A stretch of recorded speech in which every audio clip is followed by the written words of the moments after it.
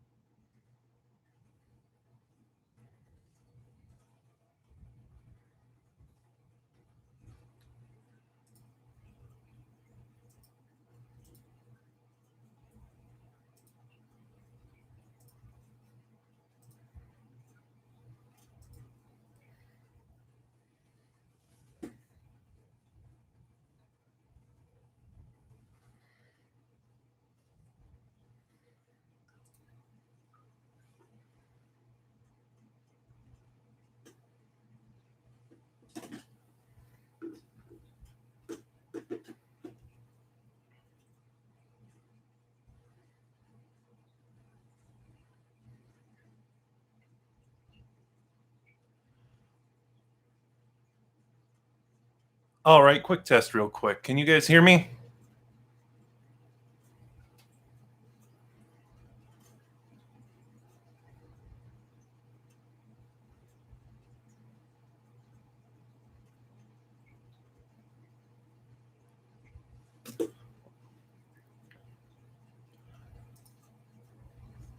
Awesome. Give me 1 second. Hey, Jacob.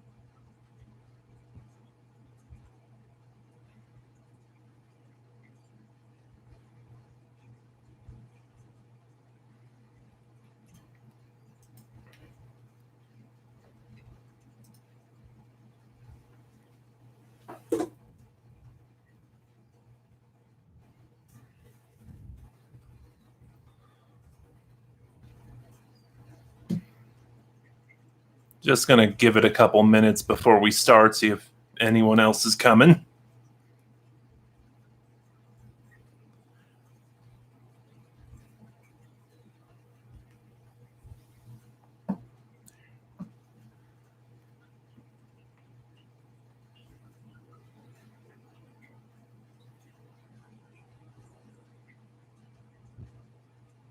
Given that I have everything on my table, I wonder how much it's going to shake.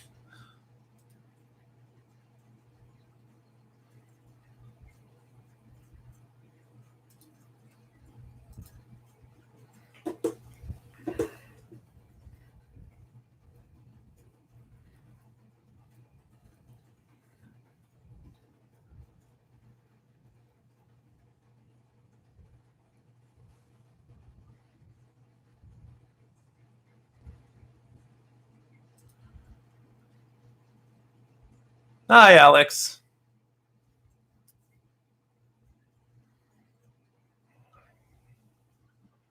Probably another couple minutes, and then we'll get going. Just one of my friends wanted to catch this. I want to make sure he got the notification.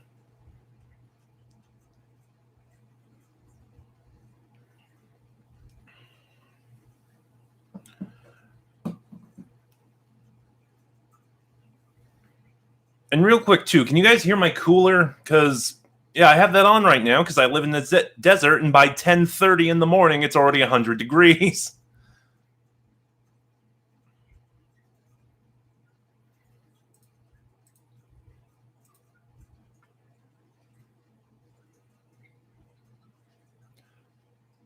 Perfect. Ooh, that means I can start leaving it on during when I do videos, too. That makes me happy.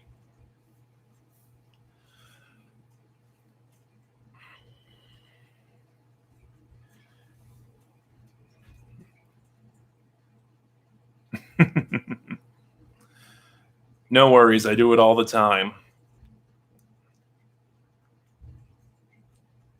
Okay, we're at 5 minutes right now. One more and then we'll get started.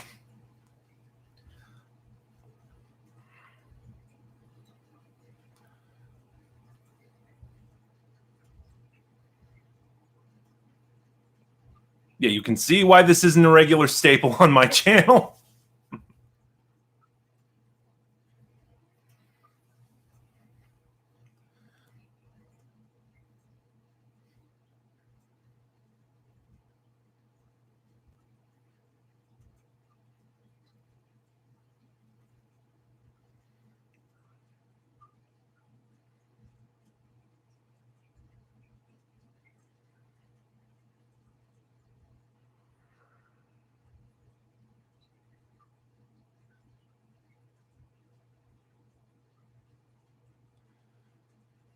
Okay, so like I said, you see those videos, some people showing off their Doctor Who collections. I just wanted to do it as a live stream because engaging with you guys is fun. Got to remember my camera's right there. And, so how this is going to work is, I'm going to share my Big Finish collection, and I have everything already organized. So we're going to do some non-Big Finish stuff I have first, and then when we get into Big Finish, I have non-Doctor Who ranges we'll go through first, and then we'll go through the Doctor Who stuff. And the reason I held off so long on doing this is because I wanted to have a big enough collection, because I used to have it sorted by range, and I wanted to have a big enough collection that I could sort everything by Doctor. So, yeah, now we're nearly ready to go. One more thing. Damn it, what was the one more thing? Oh, yes. As of right now, my collection is incomplete. I had purchased the Third Doctor Adventures Volume 7, The Unzal Incursion and the Gulf, and it has not gotten here yet. So that's the one thing. So I guess without further ado, let's begin. Like I said, I do have some audio stuff that isn't from Big Finish work first. And I'm going to start with the big stuff so I can set it out of the way. And the first stuff I got is I have a couple of the limited edition vinyl soundtracks. First up is oh great, my camera's reflecting. This is going to be fun. The Daleks Master Plan. Yeah, the thing is just gorgeous. I enjoyed the Daleks Master Plan. I haven't listened to the vinyl because I don't have a turntable. I just have it for collection purposes. I also have one I haven't listened to, and I haven't listened to the story either, Evil of the Daleks. This is probably my favorite of the two, just because it's so sleek, and I really like the Dalek Emperor. And that's it for the vinyls. Maybe. I've looked into turntables, and from what I can see, there are a lot of variables, because, if you get a cheap one, from what I've seen, the needle will just destroy the vinyl. So I'm trying to look into that and see what a good quality one is. And yeah, that's it for the vinyls, because I wanted to get The Massacre, because The Massacre is my favorite Hartnell TV story. But, The Massacre was delayed because of the pandemic and lockdown, and it was a UK exclusive. And, on top of buying the vinyl, importing is kind of expensive, even for me, who has a whole section of Big Finish. All right, speaking of, the non-Big Finish stuff I have, just because I kind of collect around. So to explain this one, sorry, I'm reading your reply now. There's some nifty, not too expensive ones. Okay, cool. Yeah, keep me updated. So the first one, to explain this, I bought an item from the BBC shop. I think it was a Tom Baker scarf. I don't remember what it was at this point. And ever since, they've sent me catalogs. 1 year from those catalogs, I got this. Tom Baker Reads A Christmas Carol, which, it's just an audiobook of A Christmas Carol read by Tom Baker, which I really enjoy. I try to listen to it every year, but, keep in mind, this and the movies, I own 6 versions of A Christmas Carol. So usually there are some versions I don't get around to watching.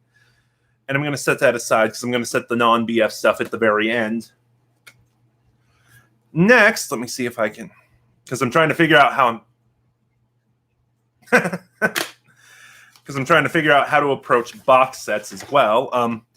I have the BBC radio adaptation of The Lord of the Rings, which is just absolutely brilliant. I think now it's kind of my favorite version of Lord of the Rings. See, like I said, I'm trying to figure out how to do box sets. So see, Fellowship. Wow, that is really reflective. This is going to be a problem. The Two Towers and Return of the King. Like I said, over the past couple of years, I've come to really like the radio adaptation over the movies. The movies are still great, but there's just something about the radio adaptation, and the cast is phenomenal too. Like, it's got Ian Holm as Frodo, Michael Hodern is Gandalf.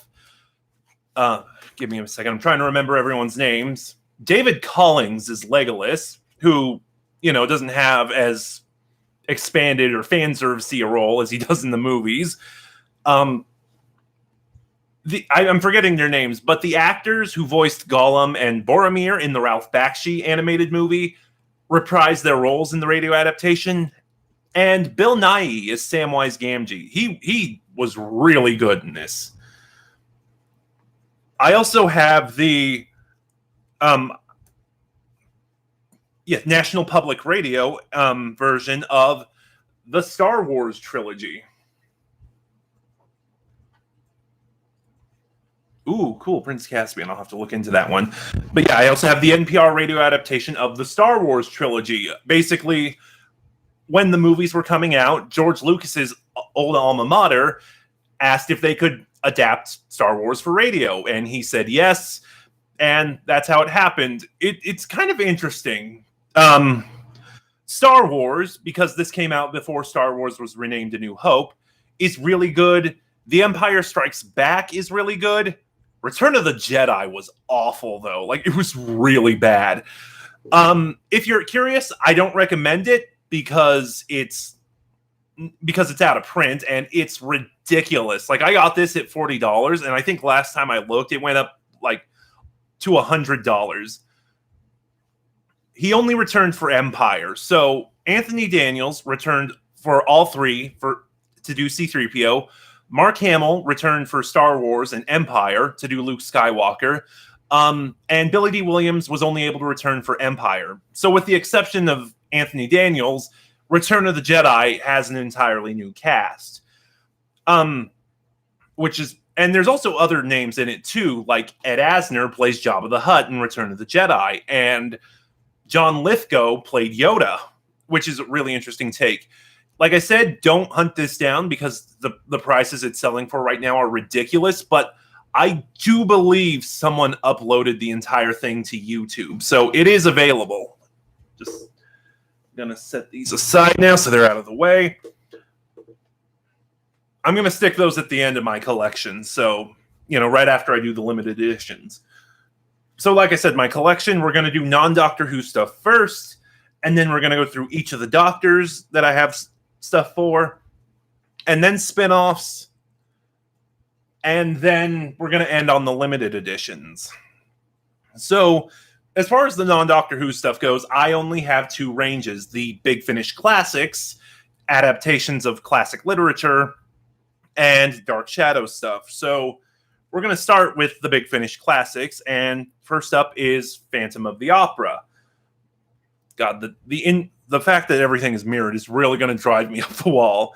This is not the soundtrack to the musical. This is an adaptation of the original novel by Gaston Leroux. And I remember enjoying it. It's been a while, so I really need to listen to that one again. And then next up is L. Frank Baum's The Wonderful Wizard of Oz. Another really enjoyable adaptation. very different from the 1939 movie because the copyright on that, because the way MGM holds the copyright on that movie is kind of insane, but it's very different. It stands out. It's really fun. And it's much truer to the book as well. Wait just a moment. We'll get there. Because I also tried to make sure that I did own physical copies of a lot of my favorites. And then next up is Hamlet, which I'm about to start. I'm currently listening to the finale. Thank you, the stylish one. Hope you enjoy. Hamlet, which I'm going to try and start soon. Currently, I'm listening to the finale of the Fourth Doctor Adventures Series 2, The Dalek Contract, The Final Phase. And then we're going to go, and then I'm going to start Hamlet. And last up is King Lear, which is my favorite of the Big Finish classics. King Lear is also my favorite Shakespeare. So, yeah. But no, this is a really phenomenal production. David Warner is great, but he's kind of outshone by Louise Jameson and Lisa Bowerman as Goneril and Regan. And, I've seen several productions of King Lear, notably the James Earl Jones production and the Ian McKellen production. But like I said, this is the one to get. This is my favorite of the adaptation of King Lear. And like I said, it's also my favorite Big Finish classic. All right, and after that, we are moving on to Dark Shadows. So this one I'll try to go through fast because I don't think I have as much to say. The Legend Reborn, which is just a behind-the-scenes look at the production of the first miniseries. Agreed, Alex. Yeah, but The Legend Reborn is just the behind-the-scenes look at the production of the first Dark Shadows miniseries Big Finish did. There we go, put that there. Which, that is one of my complaints with the Dark Shadows range. There's no behind-the-scenes content for them, which I think would be really interesting to look at. And then next, more behind-the-scenes stuff. Just music from the audio dramas. I have both CDs, Volume 1 and Volume 2.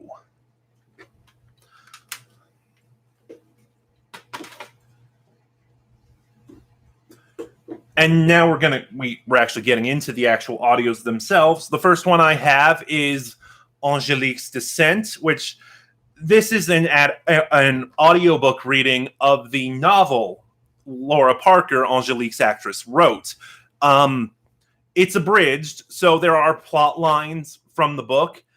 The book is told in flashback and in present day, and all of the present day stuff is cut from from this audiobook reading. Anyway, before I continue, Part 1, Innocence, and same cover, just blue. Part 2, Betrayal. But basically, the direction Big Finish was going with their plot line for the Dark Shadow stories kind of contradicted the plot line Laura Parker set up in her books. So, a lot of the present day stuff was cut. If you're familiar with Dark Shadows, I actually do recommend the abridged audiobook, though. And then the audios themselves, we have The Path of Fate, which I haven't heard yet. I got it in a clearance sale.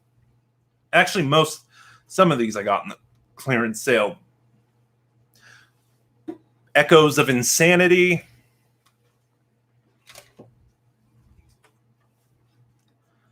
I'm trying to make sure I kept these in order. The Night Whispers, which I really enjoyed this one. So when Big Finish started doing Dark Shadows, they tried to get Jonathan Frid, who played Barnabas Collins in the series, to reprise his role. He didn't want to. He'd sort of grown to resent the role. So with his permission, they recast to Andrew Collins, who was just spectacular. But, he eventually did agree to do one of them, The Night Whispers, and I actually really like it. Let's see which one was this. The Crimson Pearl, which is the 45th anniversary, an audio they did for the 45th anniversary. one of my favorites, The House by the Sea. This is one of my favorites, and if you're completely blind going into Dark Shadows, this is one I recommend. So in terms of Doctor Who crossover, it's written by James Goss and stars Colin Baker, but it's told from the point of view of an outsider. So, even though it makes all these little nods and references to the series, you don't need to know them to enjoy the story, because Colin Baker's character is an outsider to this world, which makes it really work. Another one actually these last two I got in the clearance sale, and haven't gotten to hearing yet. The Fall of the House of Trask. Sorry, I am not in a good position, so expect a lot of pauses as I put these away. Curtain Call.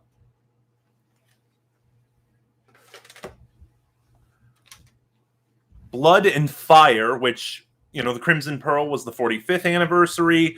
Blood and Fire is the 50th anniversary. And then I did get a couple of the miniseries. So first we have Bloodlust, Volume 1 and 2, which is the complete miniseries. Bloodlust is good. A lot of people say it's a great jumping on point for the Dark Shadows audios. I kind of disagree. The first half of Bloodlust is a great fresh start. It's a good jumping on point. Bunch of new characters introduced. The second half is really continuity heavy.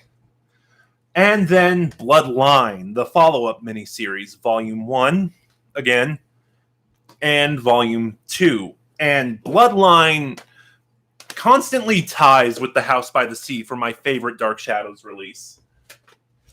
They're both really good, and I can never decide which one I like more. Oh, yeah, no. There's some really good ones. Like, lately I've been getting some of the digital bundles. I've even reviewed them on my channel. But, no, I've got two of them. I did the Quentin Collins collection and the horror collection. There's two left. There's Welcome to Collinsport, which I might try to get at some point.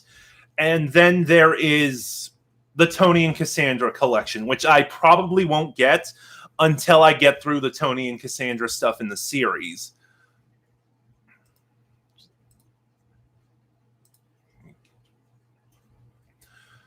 All right, and now we're finally moving on to the Doctor Who stuff.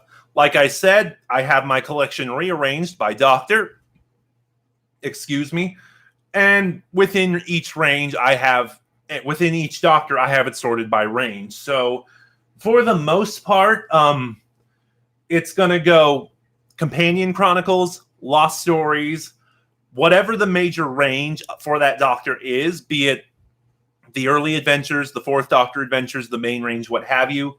And then it's going to end with box sets. So we're starting with the First Doctor, and the only Companion Chronicle I have, The Time Museum, which was a really good Ian story, very introspective. I wish I could say more about it, but I only heard it once when I was at work, and because I was working while I listened to it, I kind of zoned out a few times, but I remember it being really trippy, and I really liked how trippy it was. And I am trying, because it's out of print now, I am trying to find a cheap copy of Home Truths, because that's one of my favorite Companion Chronicles. Sarah Kingdom was just spectacular.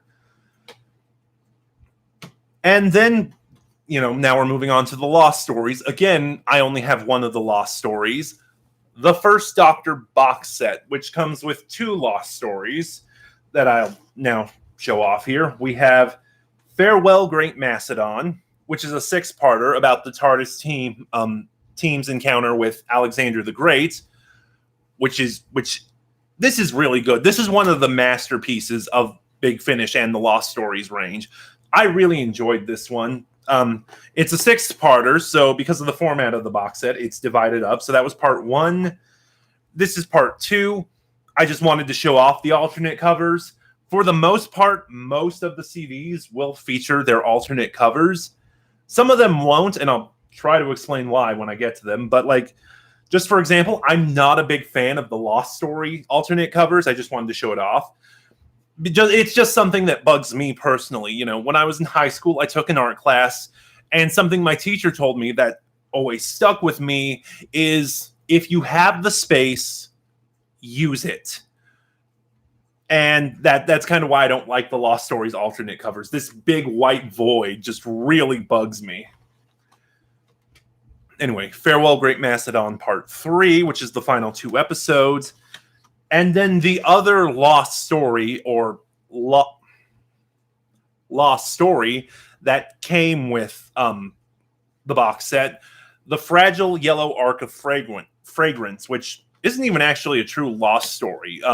Morris Farhi, who wrote both stories, I might get some of the details wrong, but basically he approached Doctor Who about writing a story, and they said, okay, can you give us a sample of your writing? So The Fragile Yellow Arc of Fragrance isn't so much a Lost Story as it is a proof of concept.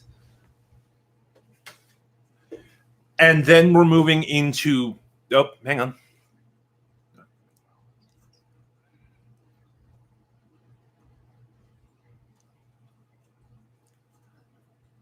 Okay, I will look into that. I've heard good things about at least the first Doctor box set. I actually do have the Second Doctor Volume 2 on digital, and I like that one okay. A lot of people said it was one of the worst ones, but I enjoyed it.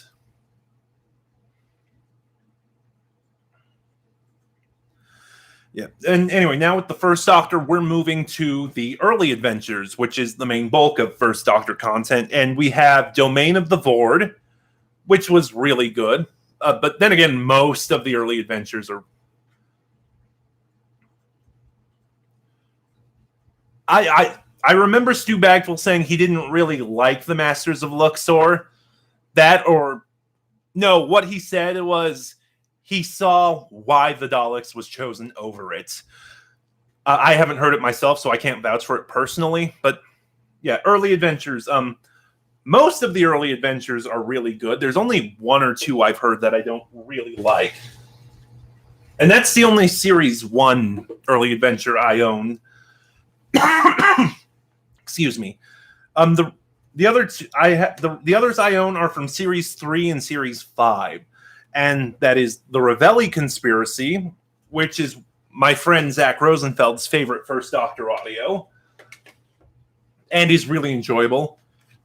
And the Sontarans, which is one of mine. It's set during the Daleks' master plan and features Stephen and Sarah. And I like it. I like how well the Sontarans fit in the 60s era. Oh, wait, one more. The Dalek Occupation of Winter. Sorry, I'm pausing to read your comments now.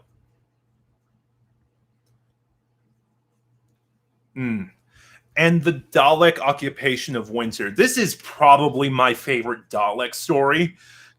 And I don't know how well you can see it, because that's kind of my thing with the black and white covers, which are cool, don't get me wrong, but it's just, I feel like the black and white hides a lot of the finer details and kind of blurs it out a little.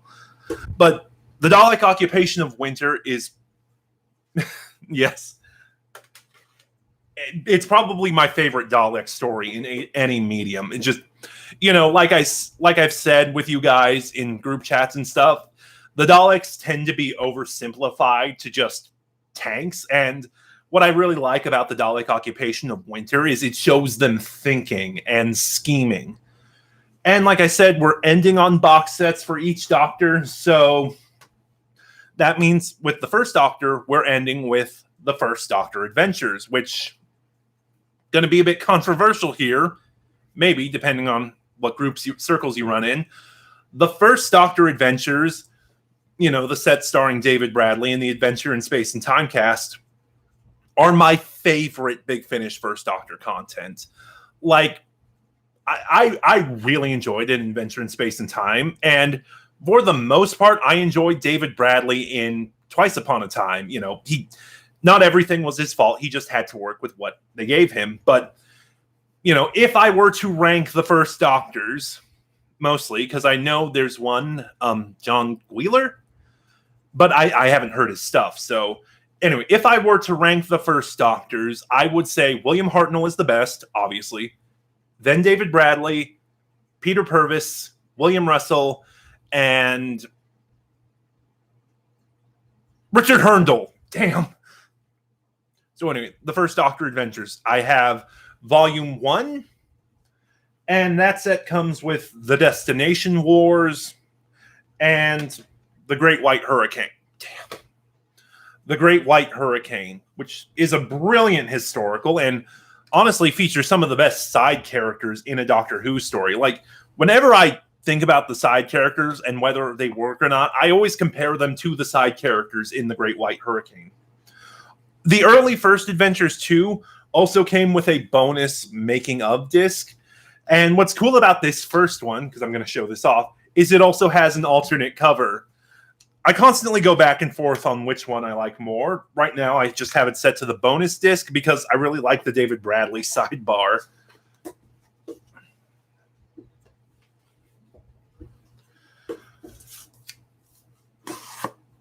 And then next up is Volume 2 of the First Doctor Adventures, which many people agree, myself included, on the whole, is the best set in the First Doctor Adventures release. This set comes with The Invention of Death, a brilliant, brutal John Dorney story. And again, I'm being controversial here because everyone loves The Invention of Death. The Barbarians and the Samurai, which is my favorite story from this set. Like I said, controversial because everyone just praises The Invention of Death to high heaven. The Barbarians and the Samurai just has the benefit of being one of my favorite historical periods and eras to learn about, which is feudal Japan. Sometime after the Warring States period, during the isolationist period. I really enjoy Asian history is the point I'm trying to get at. Oh, and the bonus disc with the behind-the-scenes stuff, which sadly, after Volume 1, none of them have alternate covers anymore.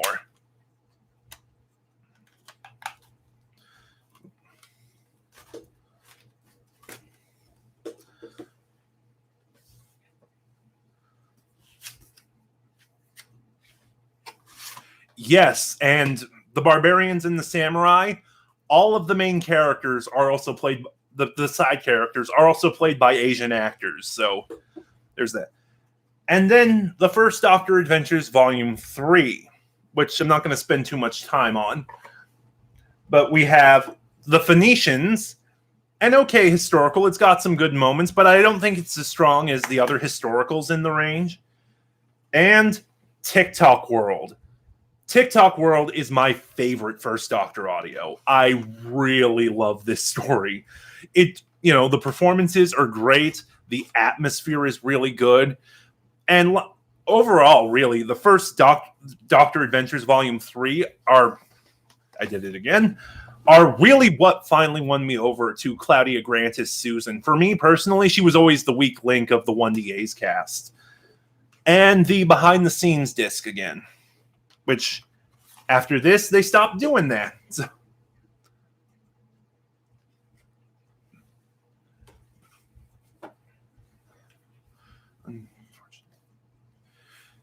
yeah, and then, last up with the First Doctor, we have the most recent release, the First Doctor Adventures Volume 5. I actually felt Volume 4, while still really good, was a bit of a letdown, and I would probably call it the weakest in the range. I liked Return to Skaro. I'm not quite sure what I felt about Last of the Romanovs. But yeah, the First Doctor Adventures Volume 5 features For the Glory of Earth and The Hollow Crown, which both really good stories. They're about on par with each other. I can't decide which one I like more. Probably The Hollow Crown. Just because... Oh, perfect. I can get it in. Just because it involves Shakespeare. And there's a really cheeky New Who reference in there, which I really enjoy. All right, next up, let me move the stack forward, is the Second Doctor, which is a slightly smaller collection. Oh, I should have grabbed a glass of water. So again, same thing. Lost Stories. The Queen of Time, which I do actually like this alternate cover just because they fill the void out a little bit, and I like how everything is centered.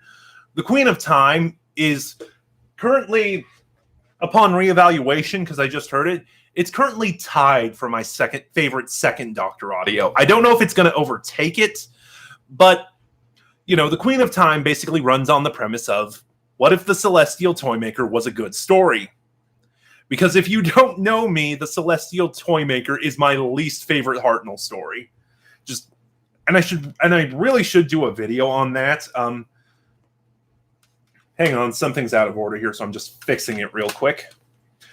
But that would involve having to listen to it again, and I just did not like it the first time around. And then Lords of the Red Planet. This one is a dual-sided case because it's another 6-part story. If you aren't familiar with it,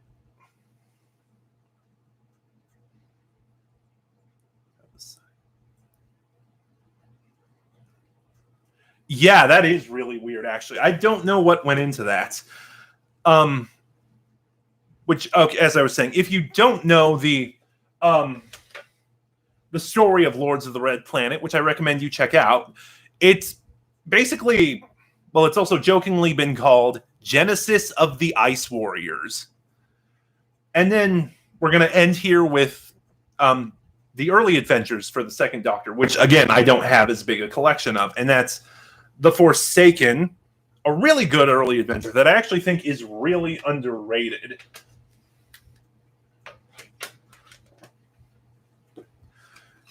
And then The Black Hole, which this was the debut story of the Rufus Hound incarnation of the Meddling Monk.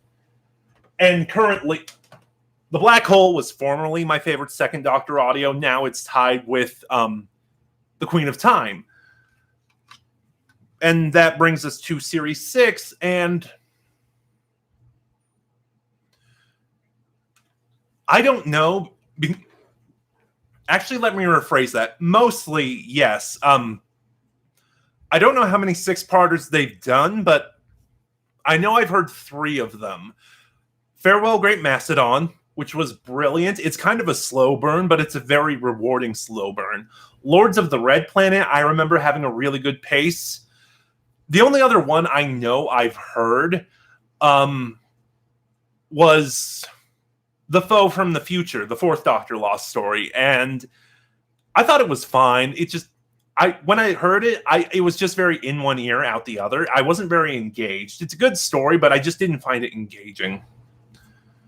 Yes, Rufus Hound is always a joy. He steals the show in every story he's in, with 2 exceptions. One of them we'll get to later.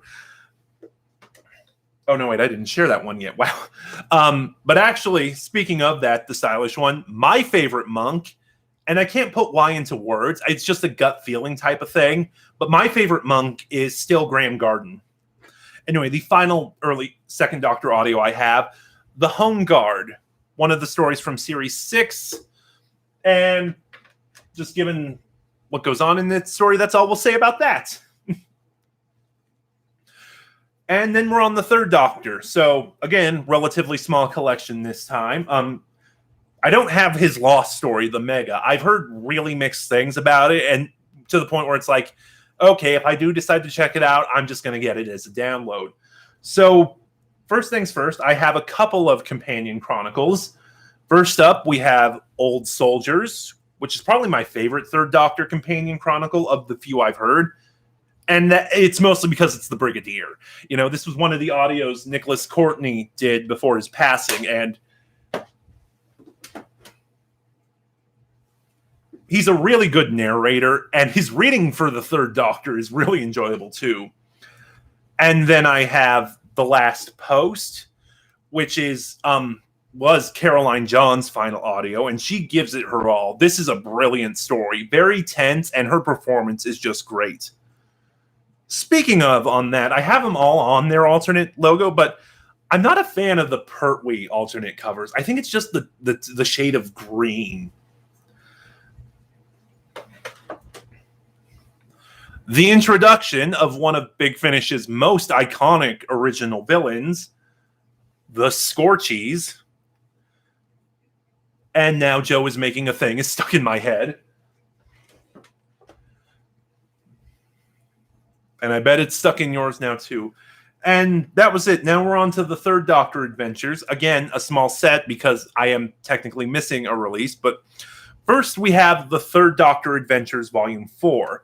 My sister actually got me for Christmas. It features Rise of the New Humans, which is another Rufus Hound Monk story, and The Tyrants of Logic, which is the Third Doctor facing the Cybermen, something that didn't happen on TV.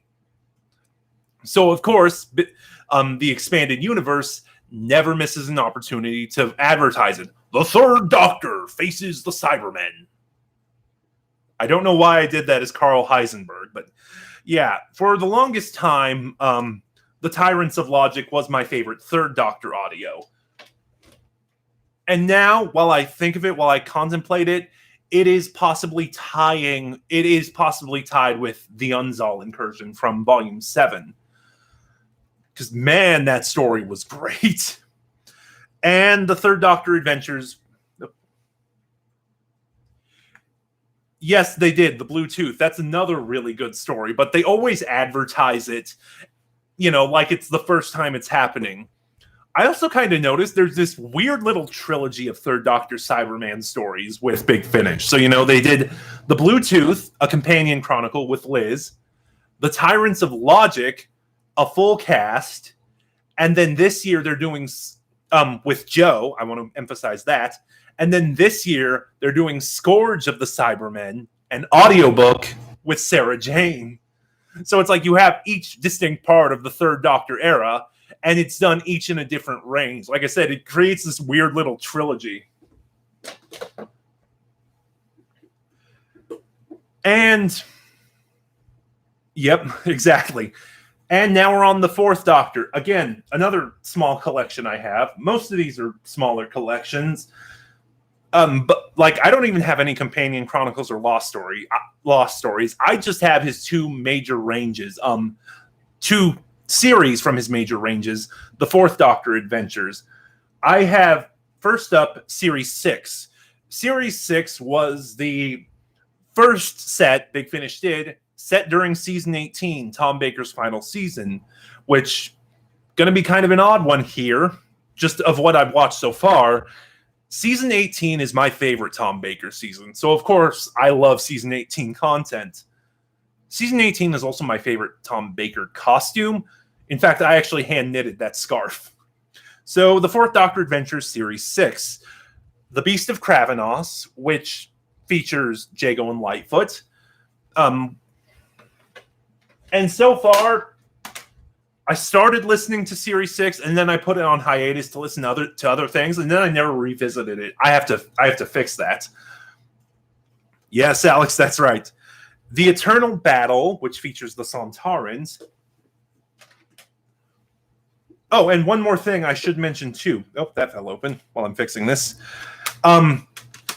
Series 6 in the Fourth Doctor Adventures is set before E-Space.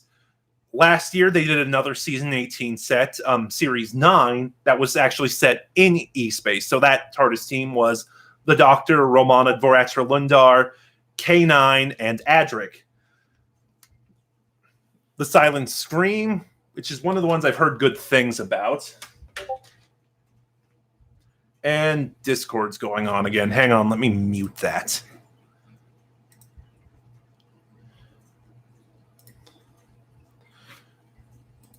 Sorry, the more Discord servers you join, the more annoying it gets. Deathras.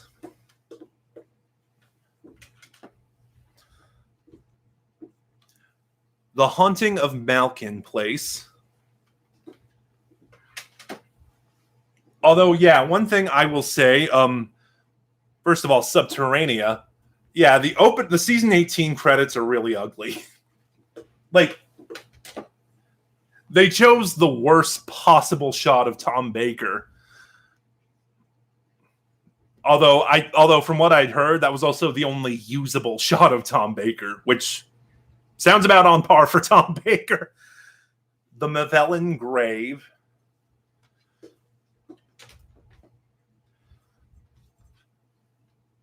The Skin of the Sleek. Ooh, the finale's a Mark Platt story. That makes me excited. And The Thief Who Stole Time, which, as I said, is a two-parter. making sure those don't fall down. The only other set of Fourth Doctor adventures I own is Series 8, The Syndicate Master Plan. In fact, while I'm getting everything ready, here's the box set for Volume 1. Behind the scenes, Louise Jameson was going on tour for a play she was in it.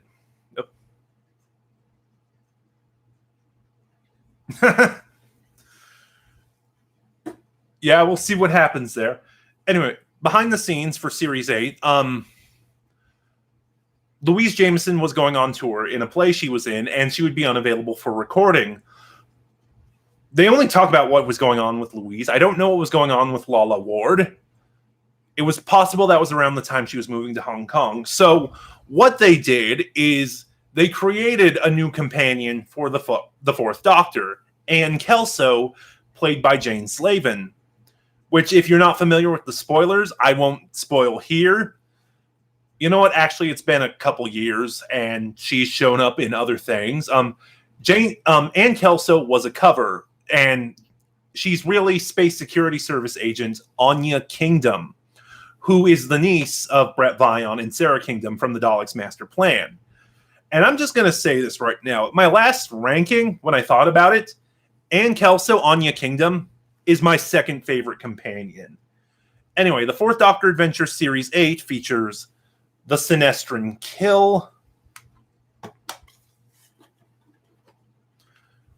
Planet of the Drashings, which is just Doctor Who does Jurassic Park, The Enchantress of Numbers, which features the Fourth Doctor meeting Ada Lovelace, only for the 13th Doctor to do it 2 years later. The False Guardian, which, given this was released in 2 sets, is the first half of a mid-series 2-parter. Speaking of, I'm grabbing that too. The Fourth Doctor Adventures Series 8, The Syndicate Master Plan Volume 2. Basically, the Fourth Doctor Adventures Series 8 is one big sequel to the Daleks' Master Plan. And that's the second half of that 2-parter, Time's Assassin.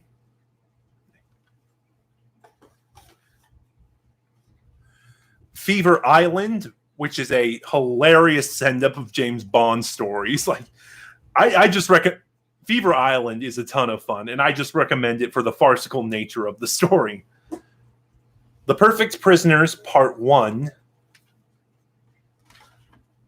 And The Perfect Prisoners, Part 2. There we go. Which, on that mention of having all of my favorites, The Perfect Prisoners is my favorite Fourth Doctor audio. I'm going to move the next stack up here. And the Fifth Doctor, Peter Davison, is up next. Again, very small collection. I don't actually have any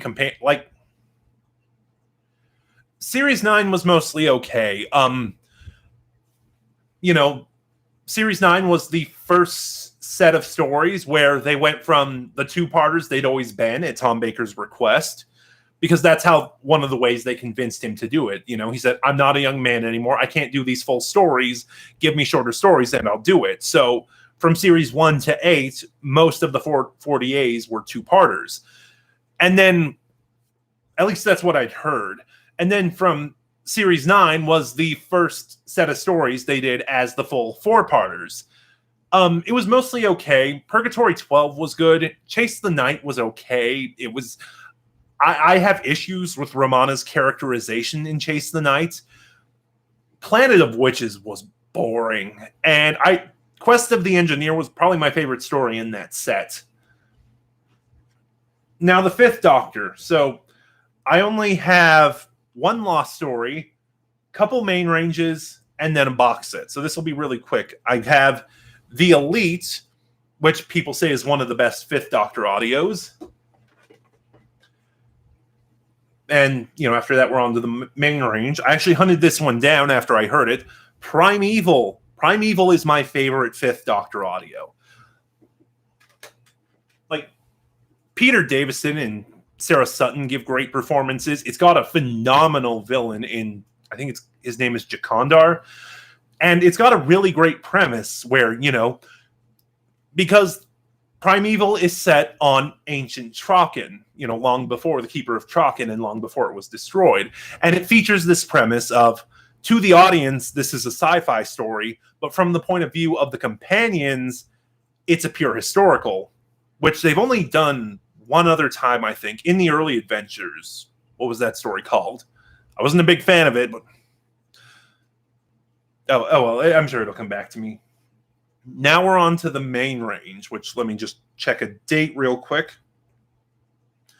Time in Office, which I haven't heard yet, but basically it's kind of a pseudo sequel to The Five Doctors, which is also unnecessary because of Trial of a Time Lord.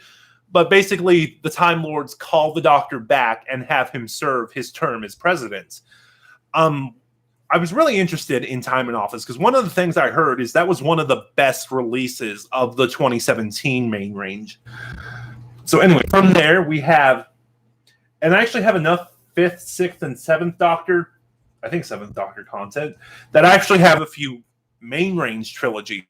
So first up of the 5th Doctor stuff, I have, well, actually the only one I have now that I'm looking at it, the Chameleon trilogy, which is Devil in the Mist,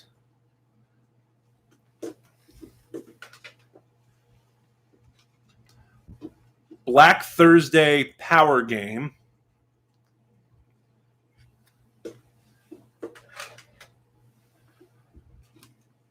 and the Chameleon Empire.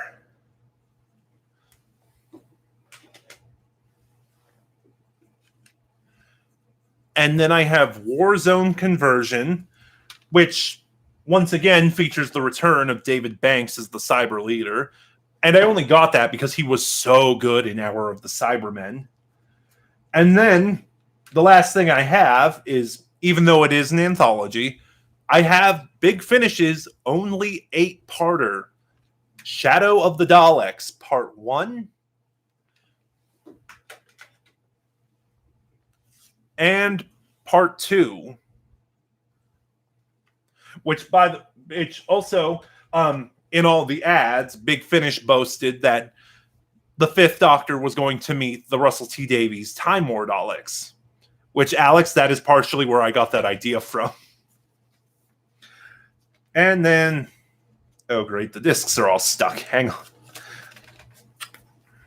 Because I don't want to damage anything.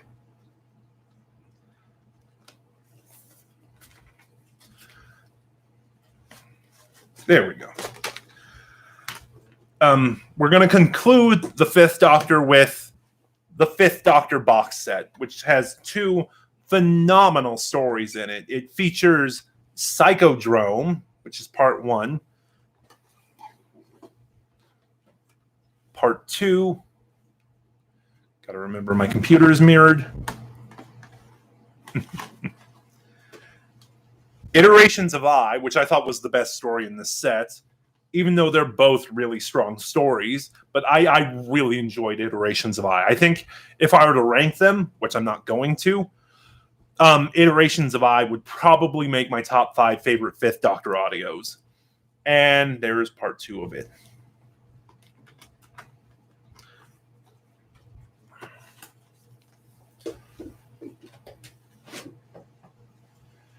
And now we're moving, and that was it for the 5th Doctor. Now we're moving on to the 6th Doctor, which, if you're new to my channel, if you're not, prepare to be annoyed again, because I always talk about it. If you're new to my channel, Colin Baker is my favorite Doctor.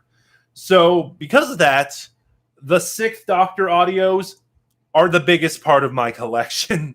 So I have a few of these. And I'll talk more about that as we go on. So again, same deal. Oh, right. Lost Stories first, then Companion Chronicles. I also have a few of the Colin Baker bonus releases. So we'll do those, and then we'll do the main range. So, and this one I kind of alternated with, back to my thing about the alternate covers. I kind of alternated between the regular cover and the alternate cover just to show them off. So we have The Nightmare Fair, which features the return of the Celestial Toymaker, which the Nightmare Fair, a lot of people say, is kind of overrated, but it is the most well-known Lost story. And it's still good, even though, it is way overrated. Mission to Magnus, probably Philip Martin's weakest story.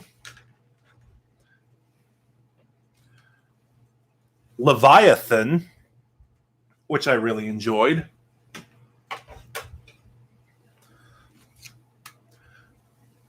The Hollows of Time, and then I see I have a comment. So let me read that real quick.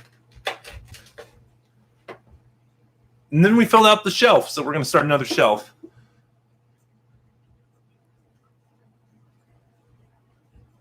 I think I have it. A bunch of it. I think I have all this 101 to 150 stuff. I don't know.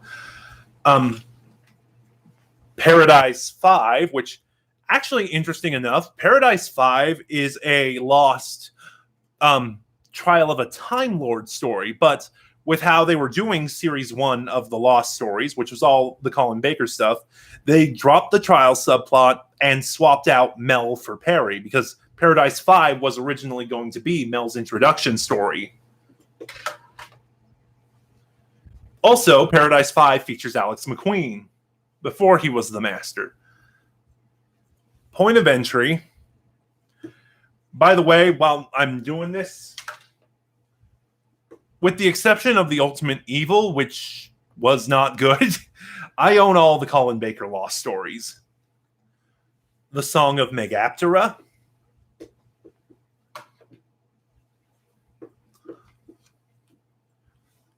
The Macross, which I've heard mixed things about the Macross, but I'm kind of curious because it was co-written by Ingrid Pitt. The Guardians of Prophecy, which is a sequel to The Keeper of Traken and is my favorite Sixth Doctor Lost story. Might be my favorite Lost story. No, I think it is. Power Play, which features the return of Victoria Waterfield, played by Deborah Watling. And The First Sontarans, which, like Spare Parts or Genesis of the Daleks or Lords of the Red Planet, The First Sontarans is another Genesis story, featuring the genesis of the Mavellans. No, I'm just kidding. And then Companion Chronicles, I only have one, A Town Called Fortune, which is really fun and is the only companion chronicle Evelyn did. Now, earlier when I was doing the Fourth Doctor stuff, I mentioned Anne Kelso is my second favorite companion. Evelyn Smythe is my favorite companion.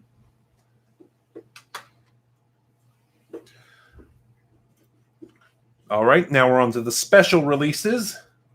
And then we'll get into the hefty collection of the main range. So we have Real Time, which I thought was okay. I'm still really bugged that cliffhanger ending never got resolved. And, from Real Time was one of the web animations that the Big Finish website did, along with Death Comes to Time, Shada, and Scream of the Shalka. In fact, because it was so difficult to animate, Real Time is where the Sixth Doctor's coat came from.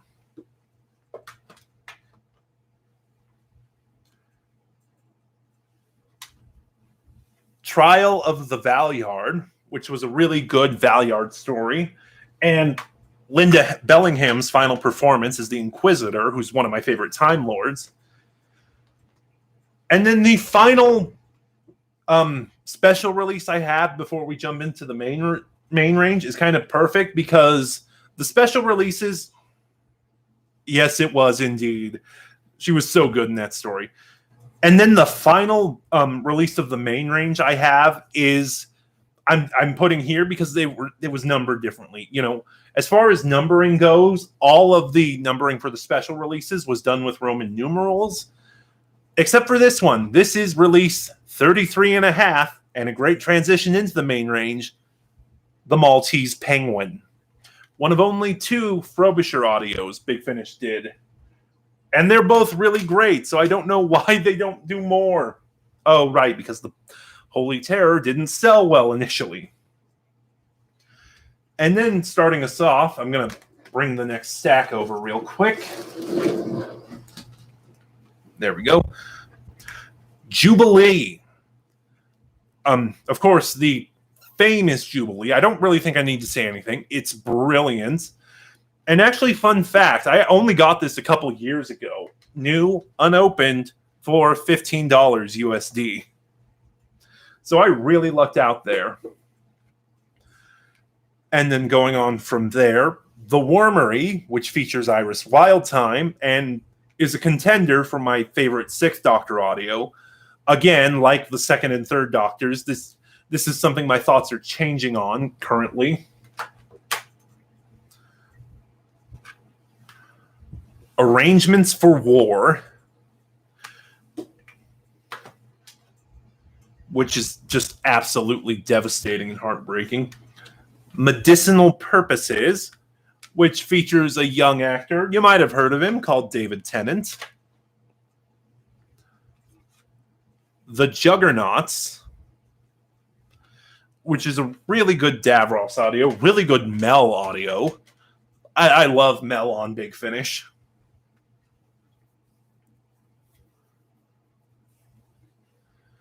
You'd think so, but they still haven't done anything, which is especially telling given that, was it this year or last year, Gallifrey Time War 4 featured Robert Jezik. Anyway, Thicker Than Water, which a couple of people consider a two-parter with Arrangements for War.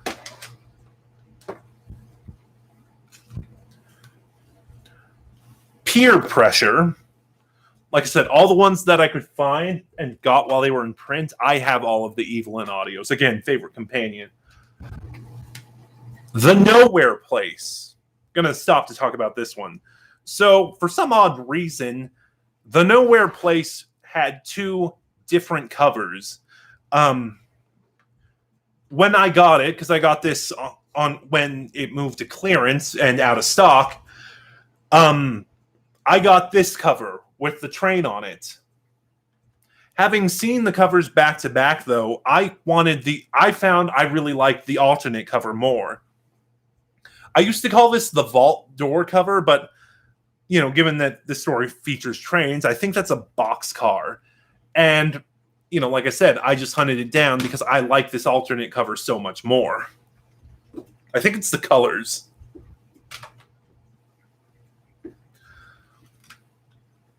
Assassin in the Limelight, which that's one I really have to get around to listening to. And then a brief reprieve from the Evelyn stuff. We're going into the Six and Charlie arc. Where after parting ways with the Eighth Doctor, Charlotte Pollard sent out a distress call. The TARDIS picked her up, and it was the Sixth Doctor. I think the Six and Charlie arc is actually really underrated. And it starts off with the Condemned.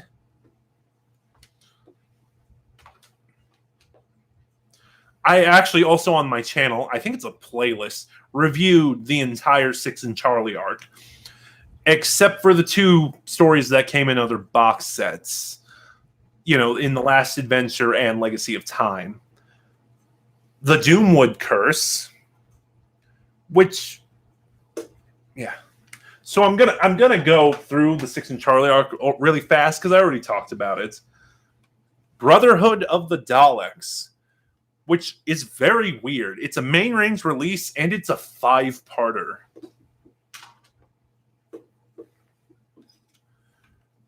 The Rain Cloud Man.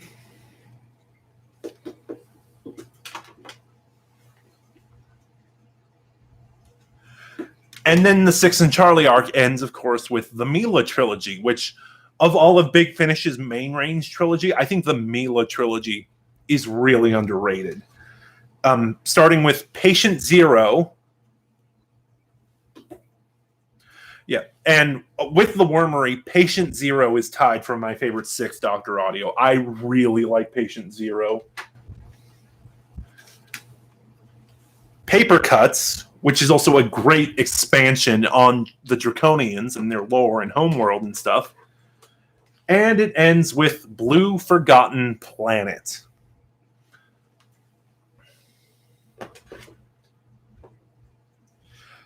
Ooh, and next up is another favorite of mine, and something else, and one of the first things I ever reviewed on my channel, the Jamie trilogy, which sees the Doctor team up with an older version of Jamie McCrimmon. And we have, out of order again somehow,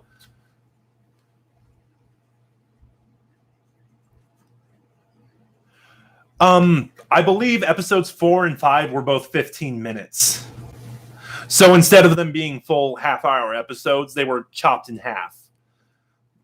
Yeah, no, Brotherhood of the Daleks was a weird story. Anyway, the Jamie trilogy, which features City of Spires, The Wreck of the Titan, and Legend of the Cybermen, which also gives us that great twist reveal that the entire trilogy is a sequel to The Mind Robber. Wow. And then after that, we have some of the final Evelyn audios we got before Maggie Stables passed away.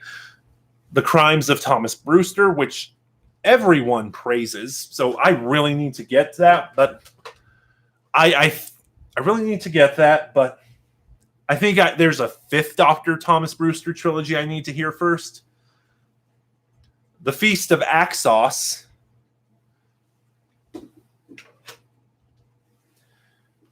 and Industrial Evolution.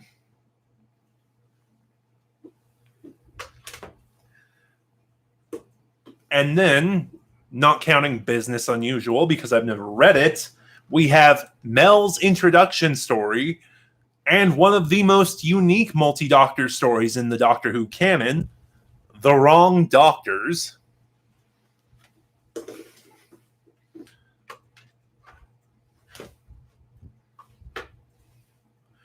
And then we have, well, now, because of last year or 2 years ago, we now have to call it the first Perry trilogy, The Widow's Assassin,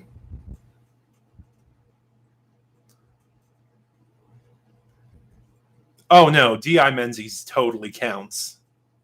Anyway, The Widow's Assassin, which is by Nev Fountain. I think this is the first Nev Fountain story we've come across in this collection. And Nev Fountain is my favorite Doctor Who writer. Masters of Earth,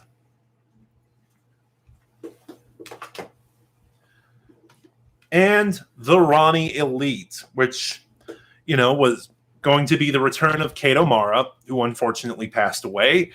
And, with her blessing, the role was recast as Siobhan Redmond, who is my favorite Ronnie. I know Pip and Jane Baker both passed away recently, but I really hope they get those rights issues resolved, because I want more Ronnie stories. Speaking of, now we're getting into the Constance era a little bit, of which I only have 2 audios. In Planet of the Ronnie, which is okay. I actually think it's one of Mark Platt's weaker stories.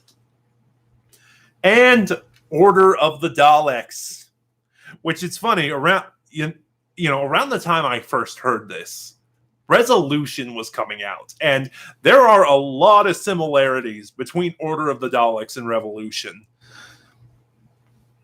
But they are also I'm not enough to say Resolution. Wow, I've been saying Revolution. I meant Resolution the entire time. Not enough to say that Resolution was inspired by Order of the Daleks or ripped off, but like I said, the similarities are uncanny. And then we're almost done with the 6th Doctor here. Just some of the newer stuff. We have Hour of the Cybermen, which I already mentioned. I still need to hear the rest of that trilogy. I think it's called the Unit trilogy, which also features the 5th Doctor, the Haliax Rift, and the 7th Doctor, Warlock's Cross. I don't have those other 2 audios. I've never heard them. But, I heard... Again, same as Time in Office. I heard Hour of the Cybermen was the strongest release in the 2018 main range. And the only thing I have left with the 6th Doctor, we're almost done here, is The most recent Flippin' Constance trilogy. So that is Cry of the Voltress, which features the Ice Warriors. Scorched Earth. And the highly debated, very talked about, also very delayed, The Lovecraft Invasion.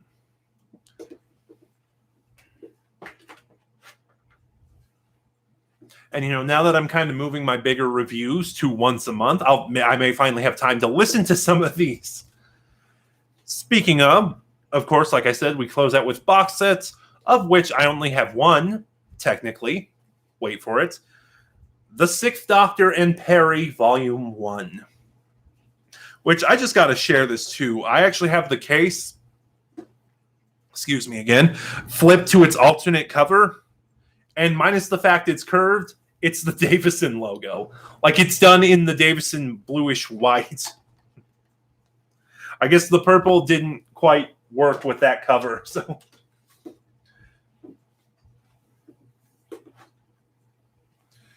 Now, the Seventh Doctor, Sylvester McCoy. Same thing, before I get to the main range, there's other stuff. Only this time, it's going to be the novel adaptations. And I only have 2 of them right now. A wink. All-Consuming Fire, which is also kind of a crossover with the Sherlock Holmes range. I've been told the book is better, but I'm probably never going to read the book.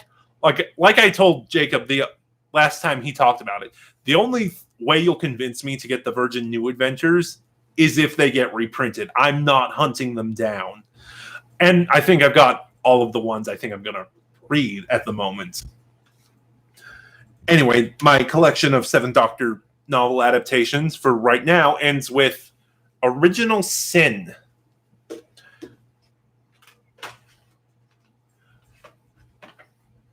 And now we're on to the main range, which starts with A Death in the Family, which is Evelyn's final appearance. And I've heard really good things about. I've also seen people, when Joey talked about his favorite Big Finish audios, he was harassed about A Death in the Family. I have 2/3 of the season 24 trilogy, just called that because it's set during Sylvester McCoy's first season, season 24. We Are the Daleks, which is really good. And The Warehouse, which is even better.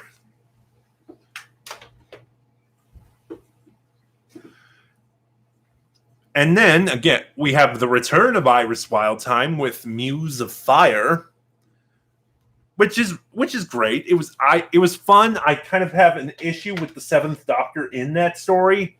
Mainly that, he believes the villain so easily. He believes her so fast. I could see any of the other Doctors falling for the villain the way he does. But the Seventh Doctor, the Master Manipulator, I can't really see him doing it, and he does. Maybe it was the season 24 characterization, but the Grand Chess Master, I just kind of have trouble with that. Other than that, though, Muse of Fire is really good. It's also one of the only Doctor Who Iris stories that features Panda, Iris's companion, who is great. And then only 2 more. We have, first off, the Mags trilogy, which I got that as a 6-story bundle with the Chameleon trilogy. I thought it was just the fastest way to do it. So we have The Monsters of Gawkroth, which, as the name says, the Mags trilogy sees Jessica Martin reprise her role as Mags from The Greatest Show in the Galaxy and briefly travel with the Seventh Doctor.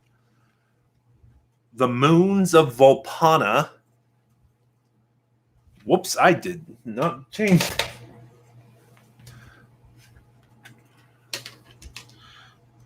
Just a second. Sorry, I thought I did that ages ago. And An Alien Werewolf in London. I actually still had that set to the original cover. And then, for the most part, the final part of the Seventh Doctor main range audios I own is the Renegade trilogy, which only came out last year. Dark Universe, which was okay. It's probably the weakest story in the Renegade trilogy. The Psychic Circus. And, oh, look who showed up again. Subterfuge. Another Rufus Hound story.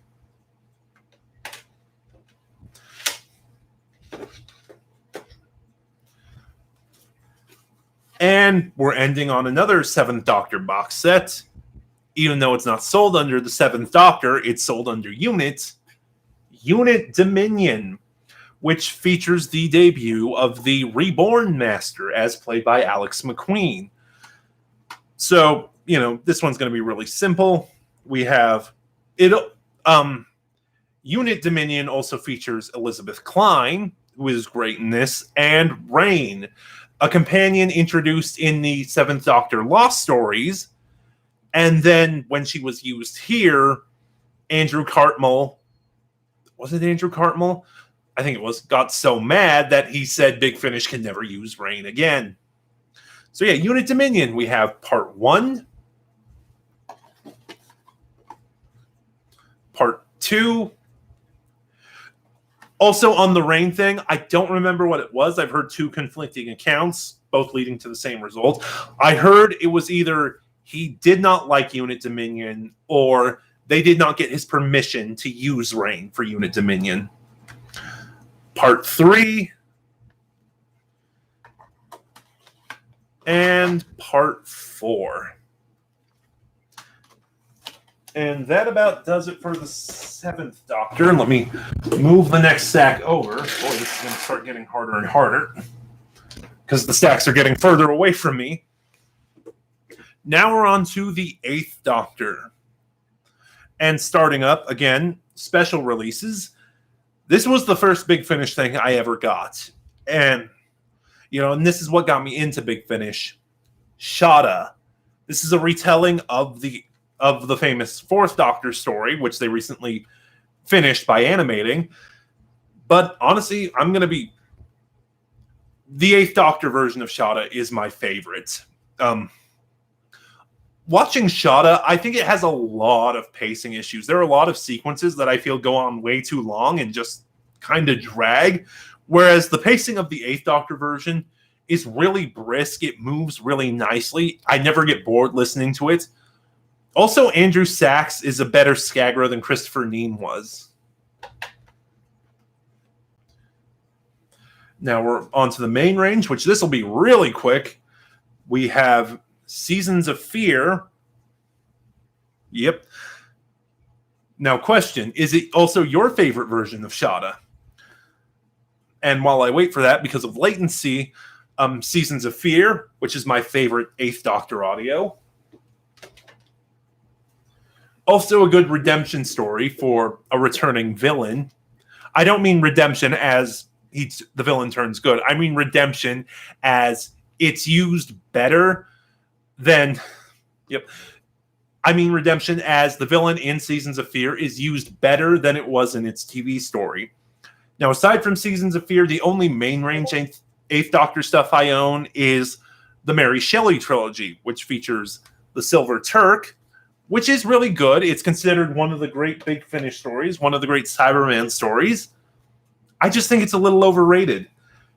And The Witch from the Well, which is actually my favorite story in the Mary Shelley trilogy. And Army of Death. Speaking of, I was kind of hoping that once Big Finish went over to using the Jodie Whittaker logo, I would kind of hope that the McGann stuff got the blue movie logo as an alternate. It never happened, though, so slightly disappointed. And then box sets. Oh, again, you're going to fight me on this.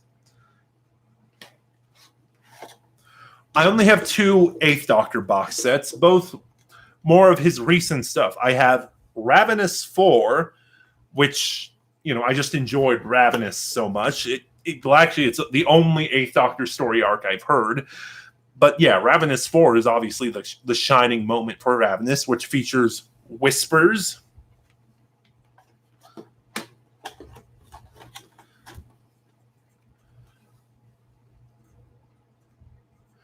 No, I don't think so. I liked Neverland okay. I have it digitally, but I don't think I'm going to hunt down a physical copy of it. Planet of Dust. And the 2-part finale to Ravenous, Day of the Master. Part 1 here, which is the best story in Ravenous. And Part 2. And also, fun fact, as I get the next one ready.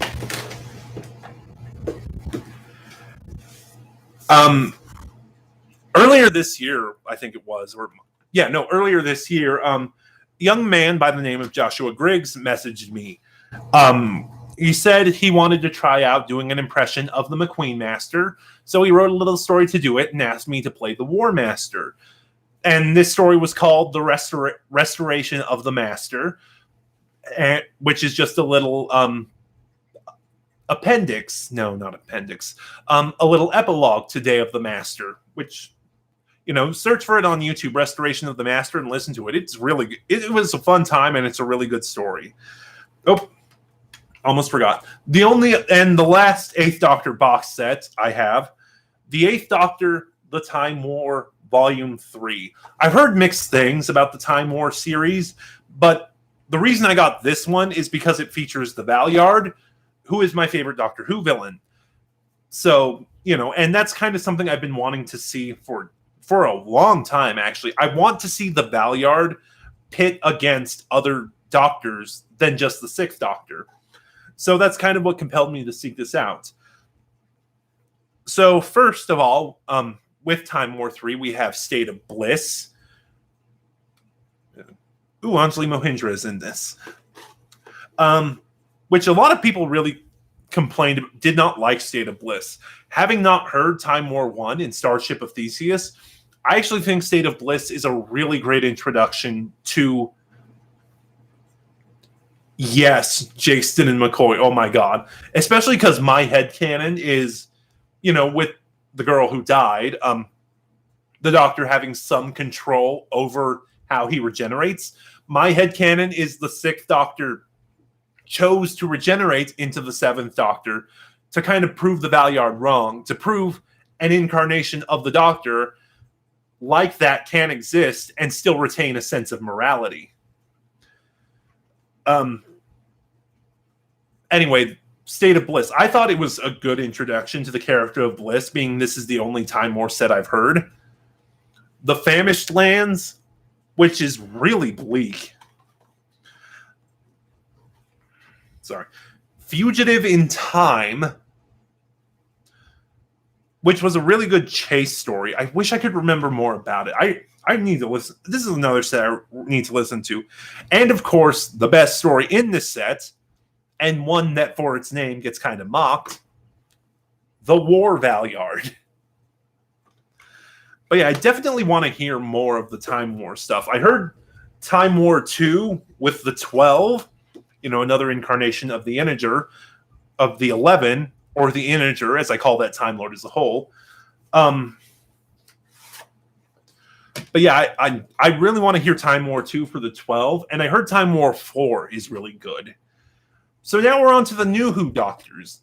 A relatively small collection, but I do have a bit. So first off, still going in Doctors chronologically, is the War Doctor. And I have the complete War Doctor series, starting with Volume 1, Only the Monstrous. And that set comes with The Innocent,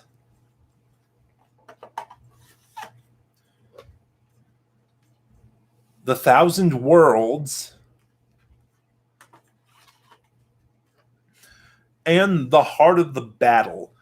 The War Doctor series is really good. I do recommend it, but just John Hurt gives it all he's got, but the characterization of the War Doctor is really weak.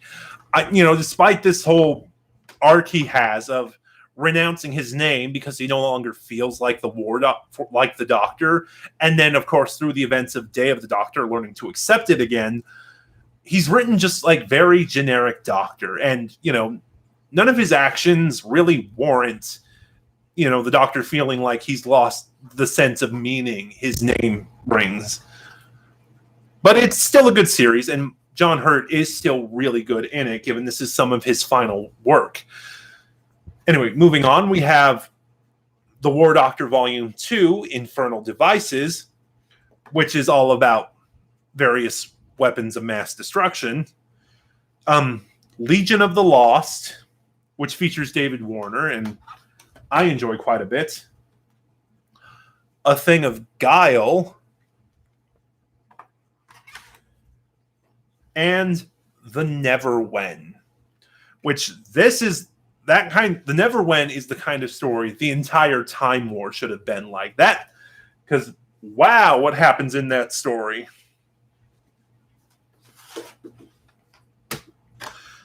And then The War Doctor Volume 3, Agents of Chaos. We have The Shadow Vortex,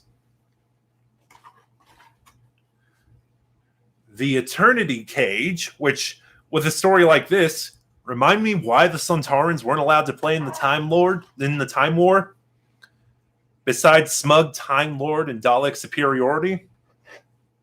And Eye of Harmony.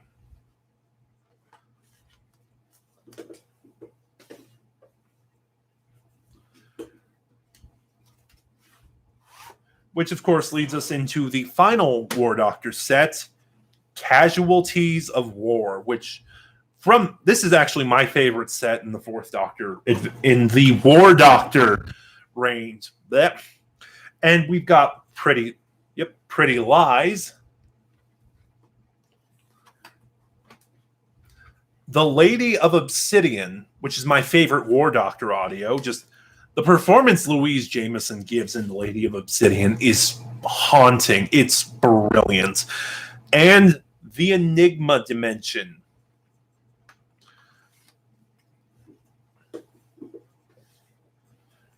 And, of course, from the War Doctor, we come to the Ninth Doctor, which, given the hype and excitement, you should have known this was coming, Ravagers, which some people liked, some people didn't, some people thought it was really bland. I enjoyed it quite a bit. Like, I don't think I rated it in my review, but I would probably give the set an 8 out of 10. Ravagers, of course, features Sphere of Freedom. And, like, if nothing else, Christopher Eccleston is brilliant in Ravagers. Cataclysm. And Food Fight.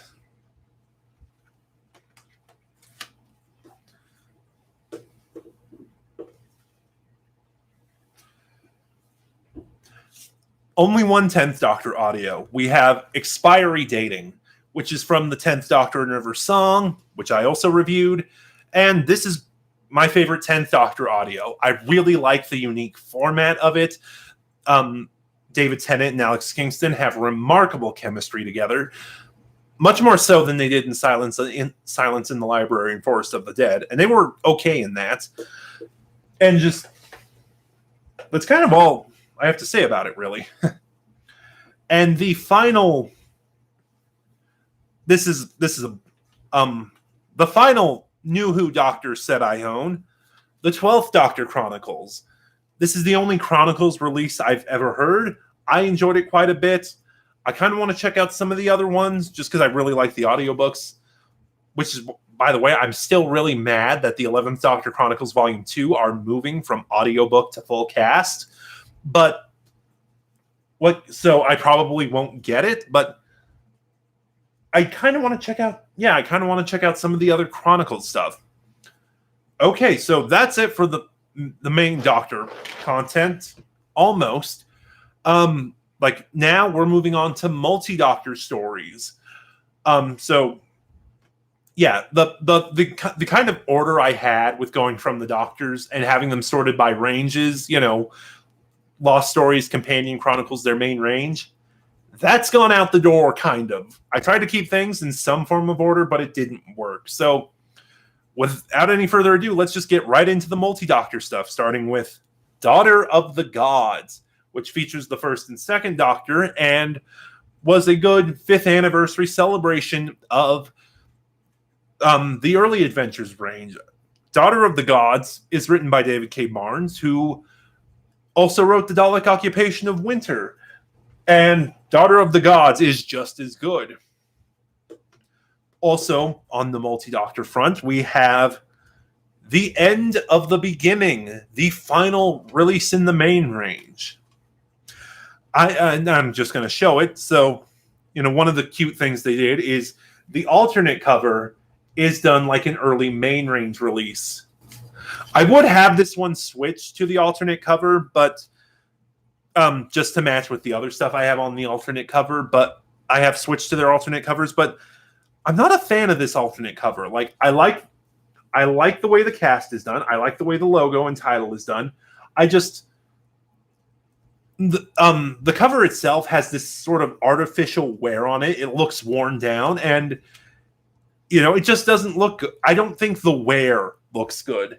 Like if it was clean, I would switch to that alternate cover in a heartbeat. But as it is, moving on, we have possibly my favorite Nev Fountain story, and another multi-doctor story, and a companion chronicle, Perry and the Piscon Paradox.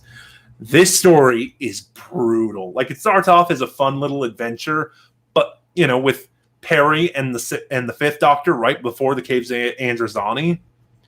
And then you get to the second half, which follows an older version of Perry and the Sixth Doctor.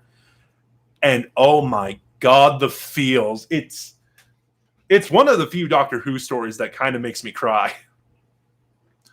Also, because of the situations in that story and the way it ends, it's one of the few, like, this is not something I do regularly. It's kind of situational and depends on the story. It's one of the few Doctor Who stories where I ship the Sixth Doctor and Perry. I can feel you judging me. Anyway, moving on. The last of the single releases in the multi-Doctor stuff, because the rest are main range trilogies that I just couldn't bear to break up. A novel adaptation, Cold Fusion, featuring the 5th and 7th Doctors.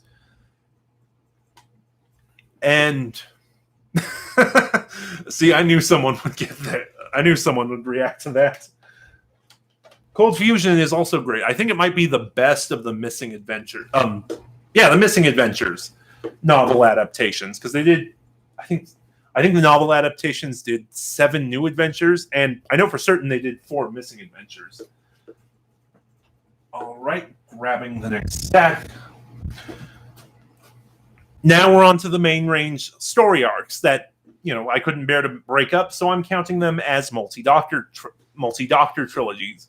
So first up is the Cyber Invasion. Yes, it does. So first up is the Cyber Invasion trilogy, my absolute, favorite main range trilogy, and which involves technically a secret invasion by the Cybermen. I've just seen this arc called the Cyber Invasion, so I'm just sticking with that name. We have the Harvest, which is also the introduction of Hex, played by Philip Olivier. The absolutely brilliant The Reaping, which does rank, I think might make my top 5 favorite Sixth Doctor audios. And The Gathering, another really brilliant story, and Janet Fielding's return to the role of Tegan Javanka. Let's make sure everything. All right, and after that, we have the Locum Doctors trilogy, where basically, because of spoilers, the Doctors have been pulled out of time. The first 3 Doctors are missing, and now which means the later Doctors now have to fill in for their earlier counterparts, teaming up with their earlier companions. And it starts with the Defectors, which sees the team up of the 7th Doctor and Jo.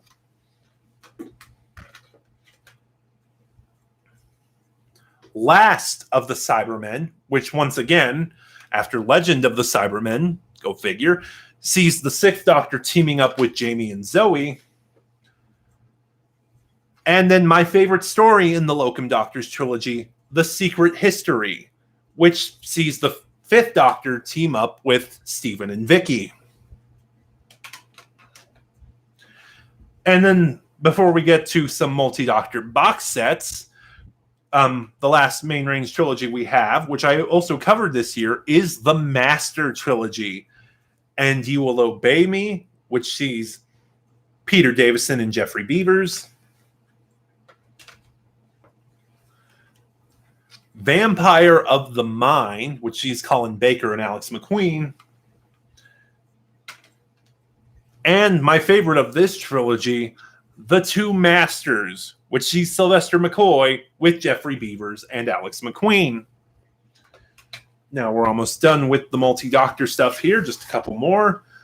And it is both volumes of Classic Doctor's New Monsters, which, because every time a Doctor met a new monster in the series, the Doctor always explained that monster's deal, like he met them before. So that these stories are kind of meant to try and establish an earlier meeting with them. So here is the cover for Volume 1, which features Fallen Angels, which involves the Fifth Doctor and the Weeping Angels. And for the longest time, before I heard Primeval, that was my favorite Fifth Doctor audio. Jadoon in Chains, which features the Sixth Doctor and the Jadoon. Harvest of the Sycorax, which features the Seventh Doctor and the Sycorax, and the Sontaran Ordeal, which, in the making of, they try to say, oh, the new Who Sontarans are a completely different breed from the classic Sontarans. I personally like to think the monster of the Sontaran Ordeal was the Time War.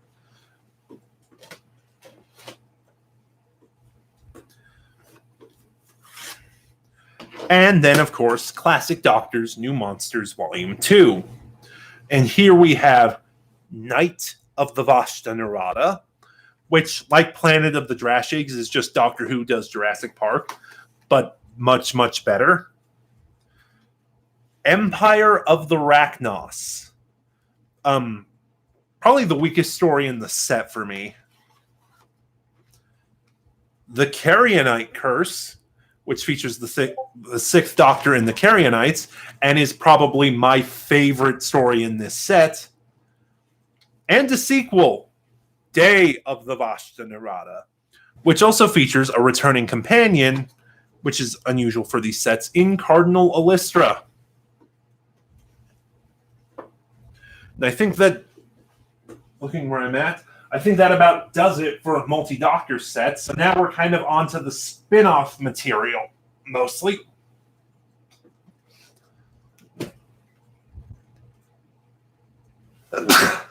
Excuse me.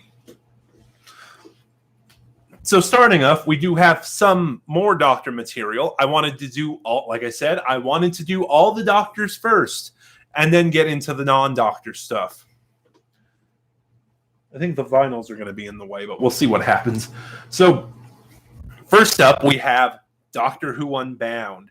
If you're unfamiliar with Doctor Who Unbound, it's essentially what-if stories. Like Marvel's line of what-ifs, of what-if, or did DC have a similar line?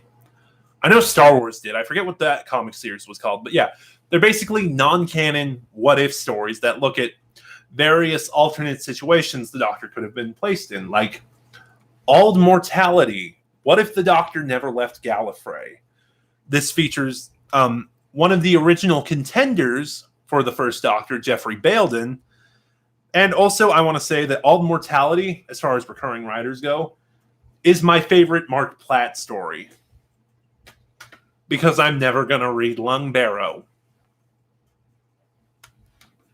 Next up, we have Sympathy for the Devil, which features the premise of what if the Doctor had not been UNIT's scientific advisor? So basically, after the events of the War Games, he has his regeneration forced onto him. This time This time he regenerates into David Warner, who was an absolutely brilliant incarnation of the Doctor. And whenever I get around to doing my next ranking of the Doctors, I'm going to include David Warner, just because the New Adventures of Bernice Summerfield made him canon. Anyway, so yeah, basically the events of Sympathy for the Devil. What if the Doctor had not been Unit's scientific advisor? The Doctor is exiled to Earth, only he's exiled in the 90s. So the events of the Third Doctor era happened without him. And there's a really great confrontation between him and the Master, played by Mark Gatiss. My favorite in the Unbound range, Full Fathom 5, which features David Collings as the Doctor, and features the premise, what if the Doctor believed the ends justified the means? He jests at scars. One of the weaker stories in the range, and is the only story in Unbound to feature a canon Doctor with the premise, what if the Valyard had won? Yeah, that's true. The David Collings Doctor was only alive for a few years. I think upwards of a decade. I really want to get that the collection of that Short Trips book. I think it was called 2049 or something, because there's a short trip with him. Now, Full Fathom 5 is my favorite Unbound story. It's not the best, though. The best Unbound story, and the best Rob Shearman story, or certainly my favorite, Deadline, which features the premise, what if Doctor Who had never been aired? And oh my god, Deadline is just brutal. It is devastating. And we go from the best to the worst. Exile, which features the premise, what if the Doctor had escaped the justice of the Time Lords at the end of the War Games? Deadline is awful. It is probably, at least for me, because I refuse to listen to Necromantia. Oh, right. I forgot about the regeneration. Yeah, no, but Exile is one of the worst Doctor Who stories I've ever heard. It might be the worst Big Finish story, but I can't part with it because that would break up the set, and I am a tiny little bit of a completionist. Arabella Weir tries her best with the material, but it relies on a lot of gross-out humor, which I'm not a fan of. And also, it's got a really dated and, in hindsight, horrible idea. Where now, and kind of in the past, regeneration was just sort of a random luck of the draw. Exile features this idea that in a Time Lord regeneration, a Time Lord changes sex if they kill themselves. So yeah, essentially, if you're a Time Lord and you commit suicide, you're kind of being punished by changing sex. Yeah, no, Exile is atrocious. And then, so moving on. The last two stories in the Unbound range are sequels. We have A Storm of Angels, which is a sequel. Yeah, no. And here's the thing, too. Arabella Weir and David Tennant are trying. Like, I remember the first joke in the story, and it genuinely kind of got a laugh just because of the delivery. Like, they try to bring the Doctor to his trial, because it's the second Doctor at the time, and one of the Time Lords is just like, the Doctor's escaped. And the David Tennant Time Lord is just like, oh, shit. And like I said, that got a laugh out of me. I think that was the only thing I laughed at in this story. Anyway, the final two Unbound stories are A Storm of Angels, which is a sequel to Ald Mortality and works on the premise of, what if the Doctor changed history? Which we kind of know what would happen. It's called The Meddling Monk. And Masters of War. 1 second, folks.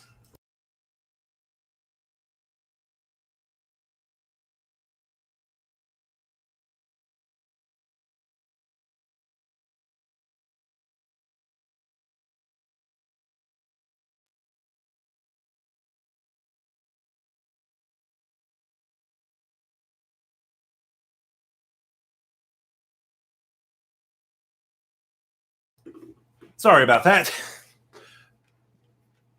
Anyway, where was I?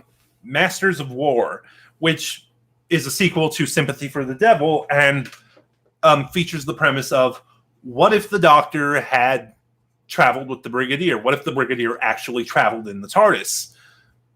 Masters of War was all right. I remember it being enjoyable enough. And then from there, we have the stage plays, which are audio drama adaptations of the 3 Doctor Who productions that were made for stage. So first, we have The Ultimate Adventure, which if you love 80s cheese, this is brilliant. This is absolutely enjoyable.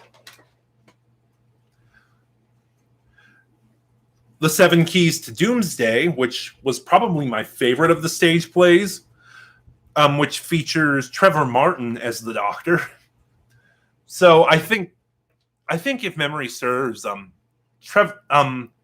it came out between John Pertwee and Tom Baker. So 7 Keys to Doomsday actually opens with John Pertwee, quote unquote, regenerating into Trevor Martin. And Curse of the Daleks. This was actually made in the 60s, this stage play, during the height of Dalek mania. It's not good. How to approach it? Well, no, the main thing is just it's very dated, There is 1 or 2 female characters. Trevor Martin was really enjoyable. I liked him a lot. Anyway, yeah, Curse of the Daleks is really dated. It features outdated storylines for one thing, like the Daleks having to generate static electricity and move along metal tracks like they did in the Daleks before Terry Nation retconned it in Genesis of the Daleks. The other way, it's it's got outdated science for one thing, and there's 2 female characters, so of course there is casual 60s sexism. I was trying to remember if it was racist too, but I honestly don't remember that one as well. All right, next up we have Davros, the miniseries about the origins of Davros, right up to Genesis of the Daleks. And we have part 1, Innocence. Part 2, Purity.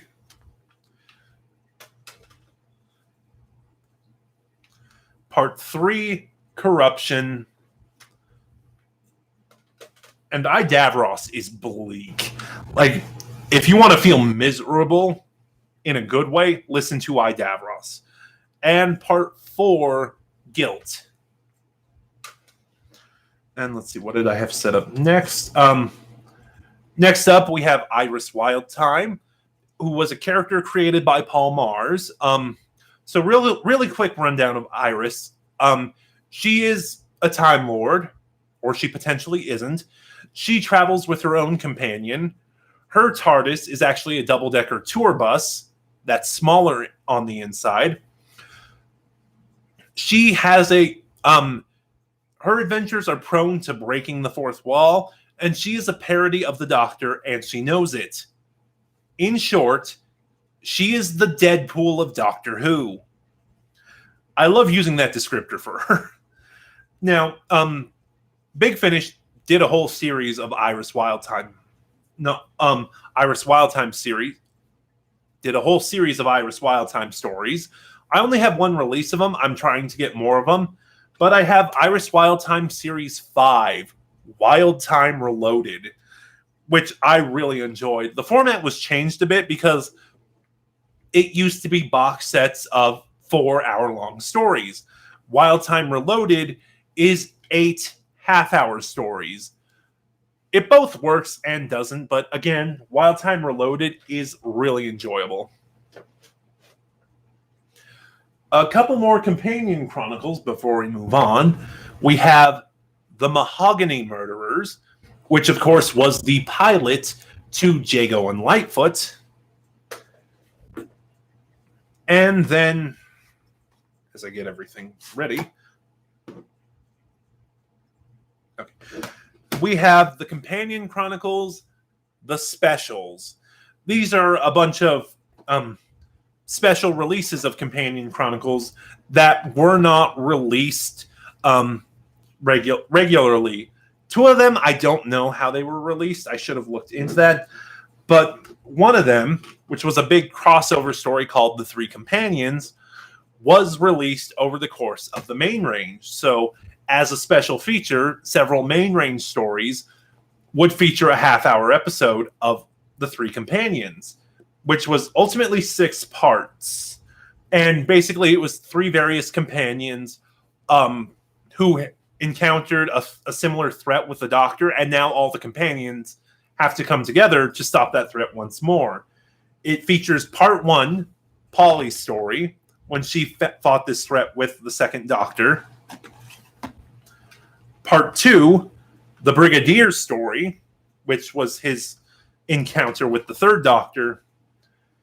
And then part 3, Thomas Brewster's story, which again is was his similar encounter with the fifth Doctor, and it's the conclusion of this arc as a whole. The other 2 stories are The Mists of Time, a really brilliant Joe story, and Freak Show.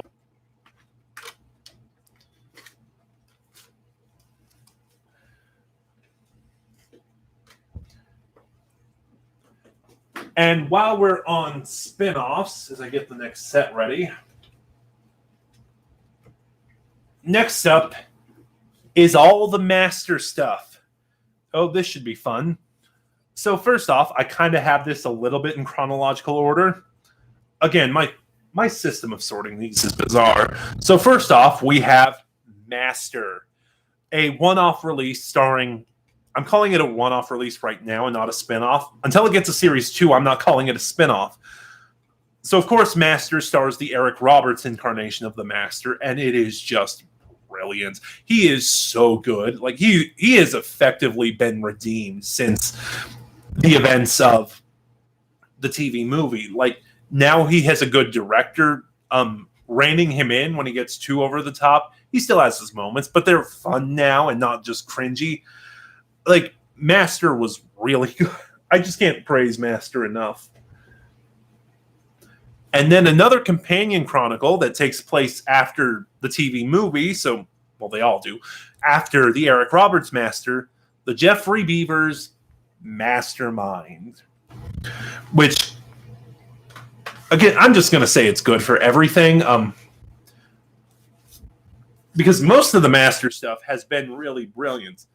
Speaking of, now we're on to a series that gave me my favorite Master, the War Master.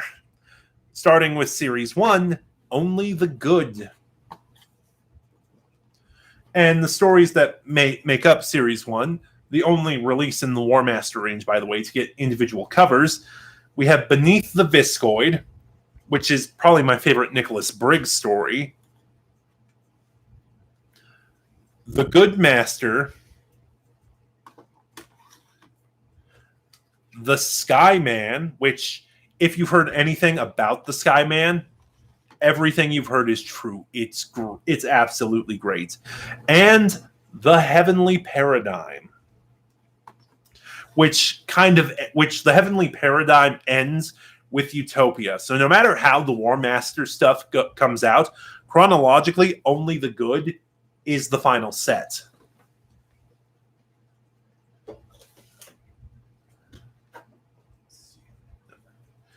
And then only a couple more War Master sets. We have Series 2, The Master of Callus. This is my favorite release in the War Master range, and it's the set that cemented Derek Jacobi as my favorite Master. And Series 4, Anti-Genesis, which has the brilliant premises of what if the Master did Genesis of the Daleks? Which, of course, leads to him undoing all of time and space, and also is a great psychological study of the Master and why he always loses. One more Master spinoff, and it is Missy, Series 1. I love the Missy series so much. It's pretty much the polar opposite of the War Master in every way. Whereas the War Master is really dark and tragic and kind of Shakespearean, Missy is just really silly. Like, she's still very dark and everything, but like, it's obvious they're having much more fun. Like, Big Finish, if you're listening, listen to this. Iris Wildthyme and Missy. Please. The insanity that would happen with that. All right. Let me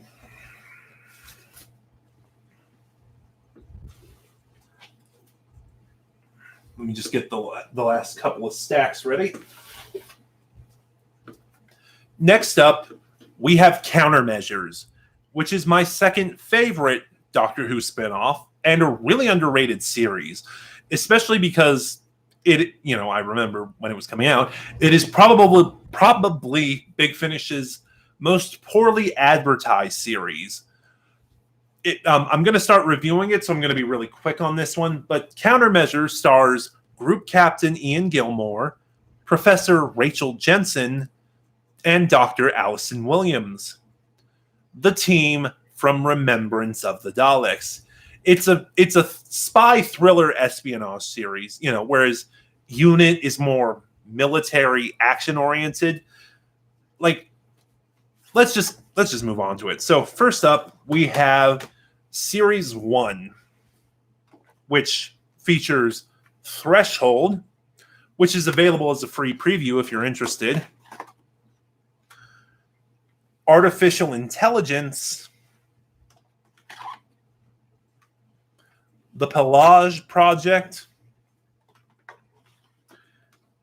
and State of Emergency. Oh, I should also mention, too, Countermeasures also has a new character named Tobias Kinsella, who is knighted, so he's Sir Toby, as they call him, and he is the government liaison for the Countermeasures team. So, he's responsible for all their funding and communicating with government agencies and what have you. I can't speak too much about Toby's origins because, like the Mahogany Murderers for Jago and Lightfoot, or Neverland and Zagreus for Gallifrey, Countermeasures had a little pilot. 1963, The Assassination Games. I believe that's where Toby comes from, and I just haven't heard The Assassination Games yet. So moving on now, we have Series 2, and the stories here are Manhunt, which I'm actually, when I get to reviewing this, because I'm finally going to review Countermeasures, I'm actually really scared to talk about Manhunt, just because there's one plot element of it that is aged super poorly. The Fifth Citadel,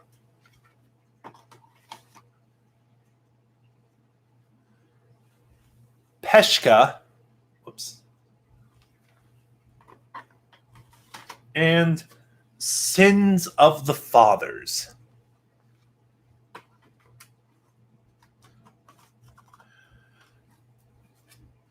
What was I going to say? Also, one of the problems with Countermeasures, as you'll see as I continue to share the covers and stuff, is there's no kind of creative cohesion between them, which is a big ding against the series. So, while one series will have one kind of art style, another series will have another art style. Thinking about it now, I think even in Countermeasures, at least in the original series, the theme changes from series to series. Like, it feels like no one could make up exactly what the look or feel of this series was supposed to be.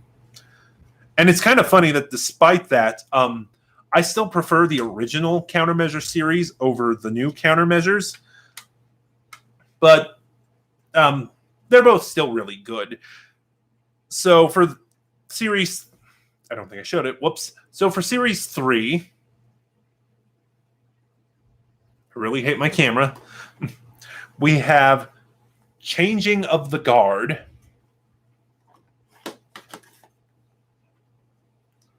The Concrete Cage,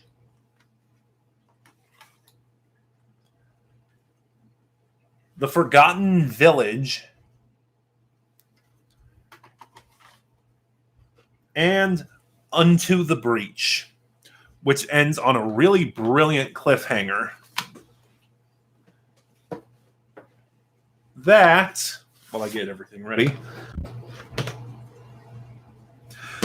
leads us into Series 4, the finale of the original Countermeasures series, and my favorite release in the Countermeasures range. Or one of them, certainly. Like The Master of Callus, even though the stories are separate, Countermeasures Series 4 works as a whole, and all 4 parts lend themselves brilliantly to one overarching narrative. So, Countermeasures Series 4 features New Horizons. Oh yeah, by the way, just the only thing that's different is the titles, because all of the covers on Countermeasures Series 4 are just the front cover with the title of the story. The Keep, Rise and Shine, and Clean Sweep.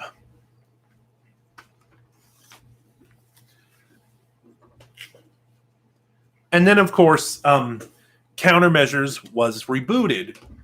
So it was brought from the 60s into the 70s, and with a design change and a much more consistent aesthetic, we got the new Countermeasures, starting with sort of the pilot to the new Countermeasures, Who Killed Toby Kinsella?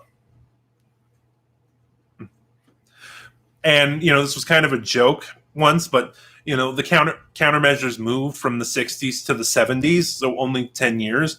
Meanwhile, everyone aged like 50 years.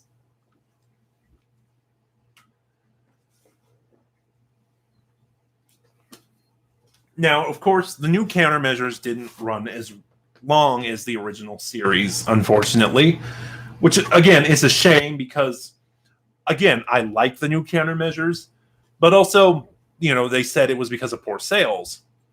Probably was something to do with how poorly this series was advertised.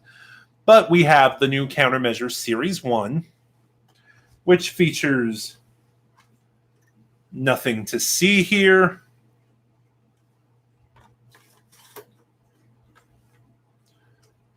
Troubled Waters,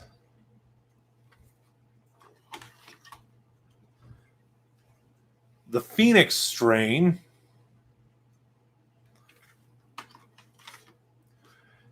and A Gamble with Time.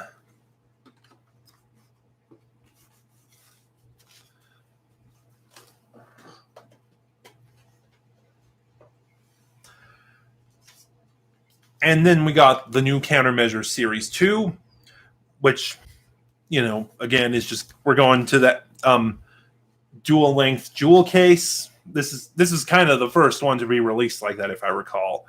And again, 4 stories in this set: The Splintered Man, The Ship of the Sleepwalkers, My Enemy's Enemy, and Time of the Intelligence, which I'll talk about in just a minute. But we kind of did get a new Countermeasures Series 3, kind of, and I'll explain in a second. So, also, I do want to say the new Countermeasures is much more science fiction than the original series. The original series had its moments, but it was very much, spy thriller. The new Countermeasures is much more science fiction oriented. So, Series 3 starts with The Hollow King. The Hollow King was actually originally supposed to be the finale to the new Countermeasures Series 2, but David Richardson realized that they were coming up on the 50th anniversary of the Web of Fear, and they hadn't had anything planned. So what they did is they dropped the Hollow King and gave the new Countermeasures the Time of the Intelligence, which is a really good story. So I'm kind of glad they went that route. And then what I'm assuming right now is the finale to the new Countermeasures and the Countermeasure series, a 2-parter, The Mavellan Maneuver and The Dalek Gambit.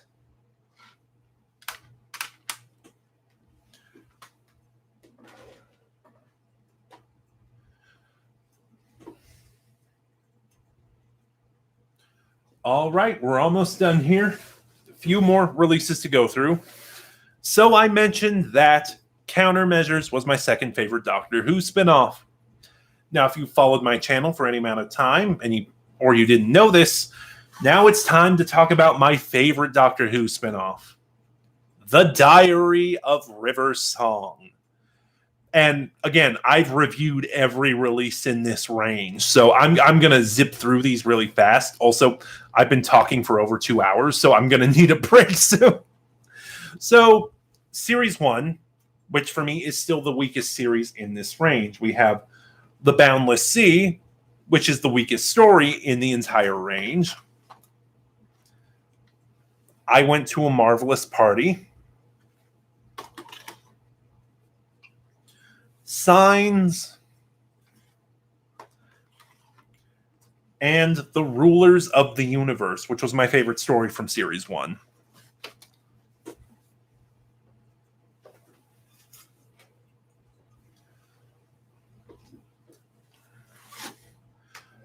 Next up, we have Series 2, which huge leap and improvement from Series 1, and is my favorite release in the Diary of River Song range. We have The Unknown.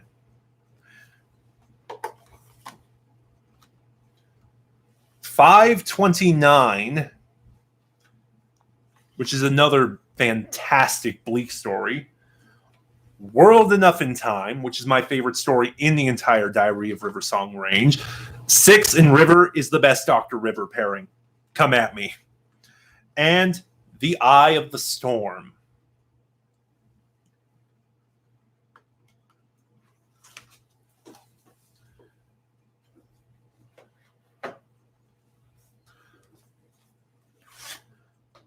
All right.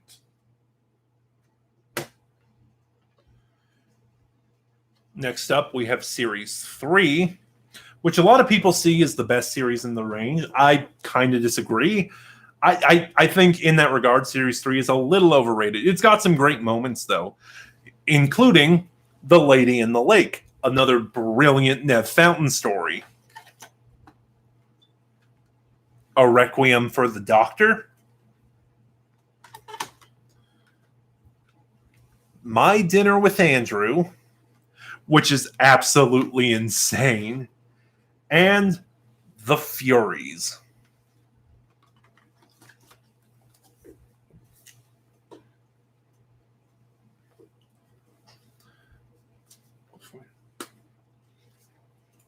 Come on.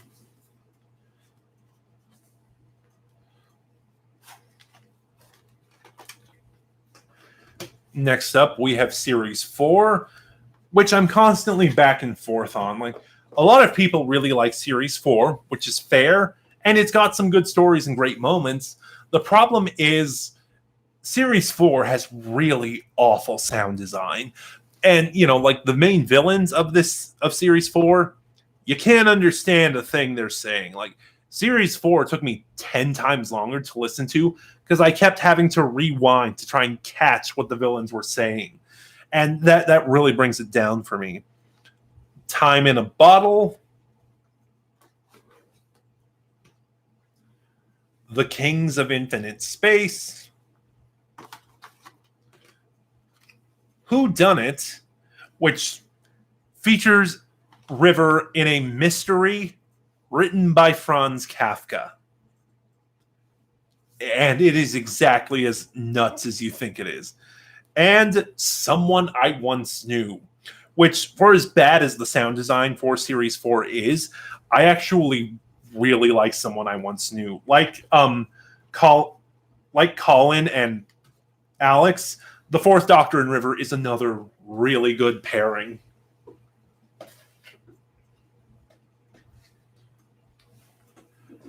And next up, we have... So Series 2 is my favorite release in the range. Next up, we have my second favorite release in the range, Series 5, which also is the Big Finish debut, before they started appearing in other stuff, is the Big Finish debut of Michelle Gomez and Eric Roberts.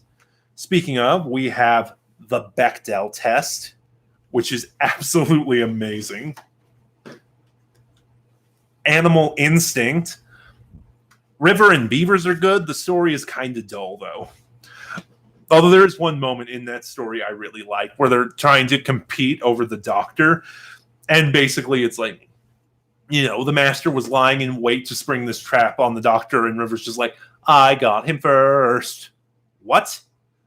I married him. Beat that. What? And like I said, Rivers, Alex and Beavers are just brilliant together. The Lifeboat and the Death Boat, which was the start of Roberts' redemption and is just really good. And Concealed Weapon, another story in which Jacoby is just terrifying.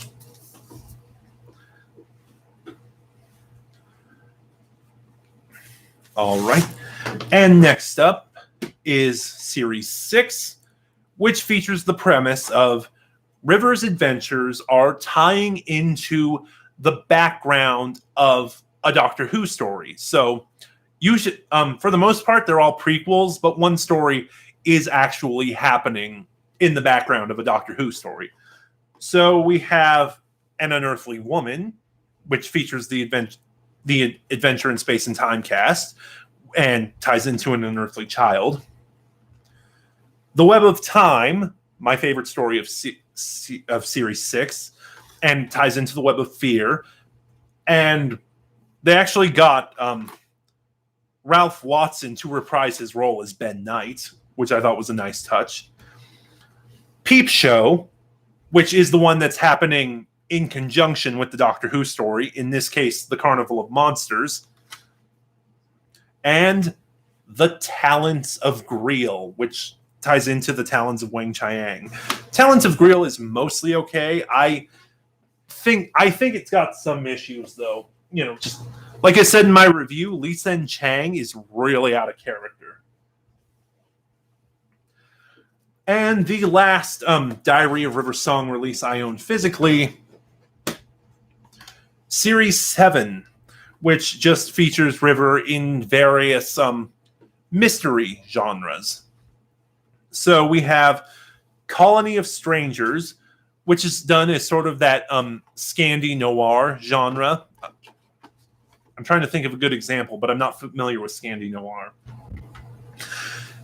Abbey of Heretics, which Elizabeth Miles specifically cited Cadfile as her inspiration, but it's obviously those sort of cozy mysteries like Poirot or Murder, She Wrote, that type of genre. Barrister to the Stars, which is my favorite Series 7 story, and is a play up on the legal drama. And Carnival of Angels, which is the hard-boiled noir detective type story and is a prequel to The Angels Take Manhattan. And, one more stack to go through, finally. And it's the limited editions. Well, it's on the tin, isn't it? Limited editions. Just those special releases Big Finish had limited copies of. Most of them are still in stock. So, again, just going to be real quick on these because we're almost done. It's been over 2 hours. So first off, we have the novel adaptations Volume 1, which is The Romance of Crime and the English Way, the adaptations of The Romance of Crime and the English Way of Death.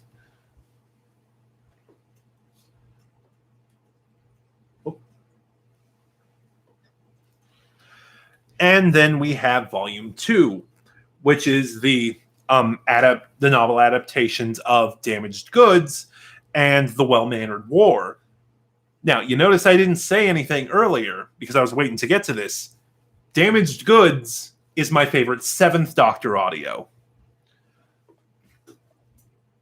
I'm really excited we're going to get a Lost story later this year, but I kind of want to see Russell T Davies write for the other Doctor, for all of the classic Doctors. Next up, we have the 6th Doctor, The Last Adventure, which is Colin Baker's regeneration story because, Time in the Ronnie, Sylvester McCoy just put on a wig in Colin's costume. and we never really got a proper explanation for the cause of the Sixth Doctor's regeneration. Yeah, which also leads to this funny joke Colin Baker told at cons. I think he still does, I don't know, that because he himself didn't come back and do the regeneration, he was still the Doctor, and everyone else from McCoy onward was just an imposter using his name. And then we have the limited edition of Big Finish's 50th anniversary special, The Light at the End, which is my favorite multi-Doctor story. Ooh, actually, since we are talking about the limited editions, I'll show you what numbers I have on them. So, for the novel adaptations, Volume 1, I have 2,373 of 10,000. It's backwards. I don't know why I'm showing you now. For Volume 2, I have 1,883 of 10,000. I think... Agreed. It is super fun, and that's really why I like The Light at the End. Also, that really haunting scene between Peter Davison and Jeffrey Beavers. That is brilliant. The Sixth Doctor, The Last Adventure, is 6,966. Nice. Out of 10,000.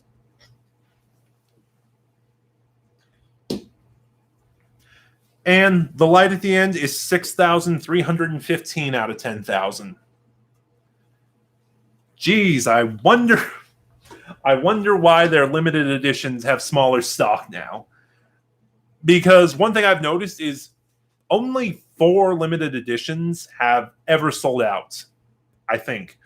The next, all 3 of the 10th Doctor adventures, and the next one I'm going to talk about, The Legacy of Time.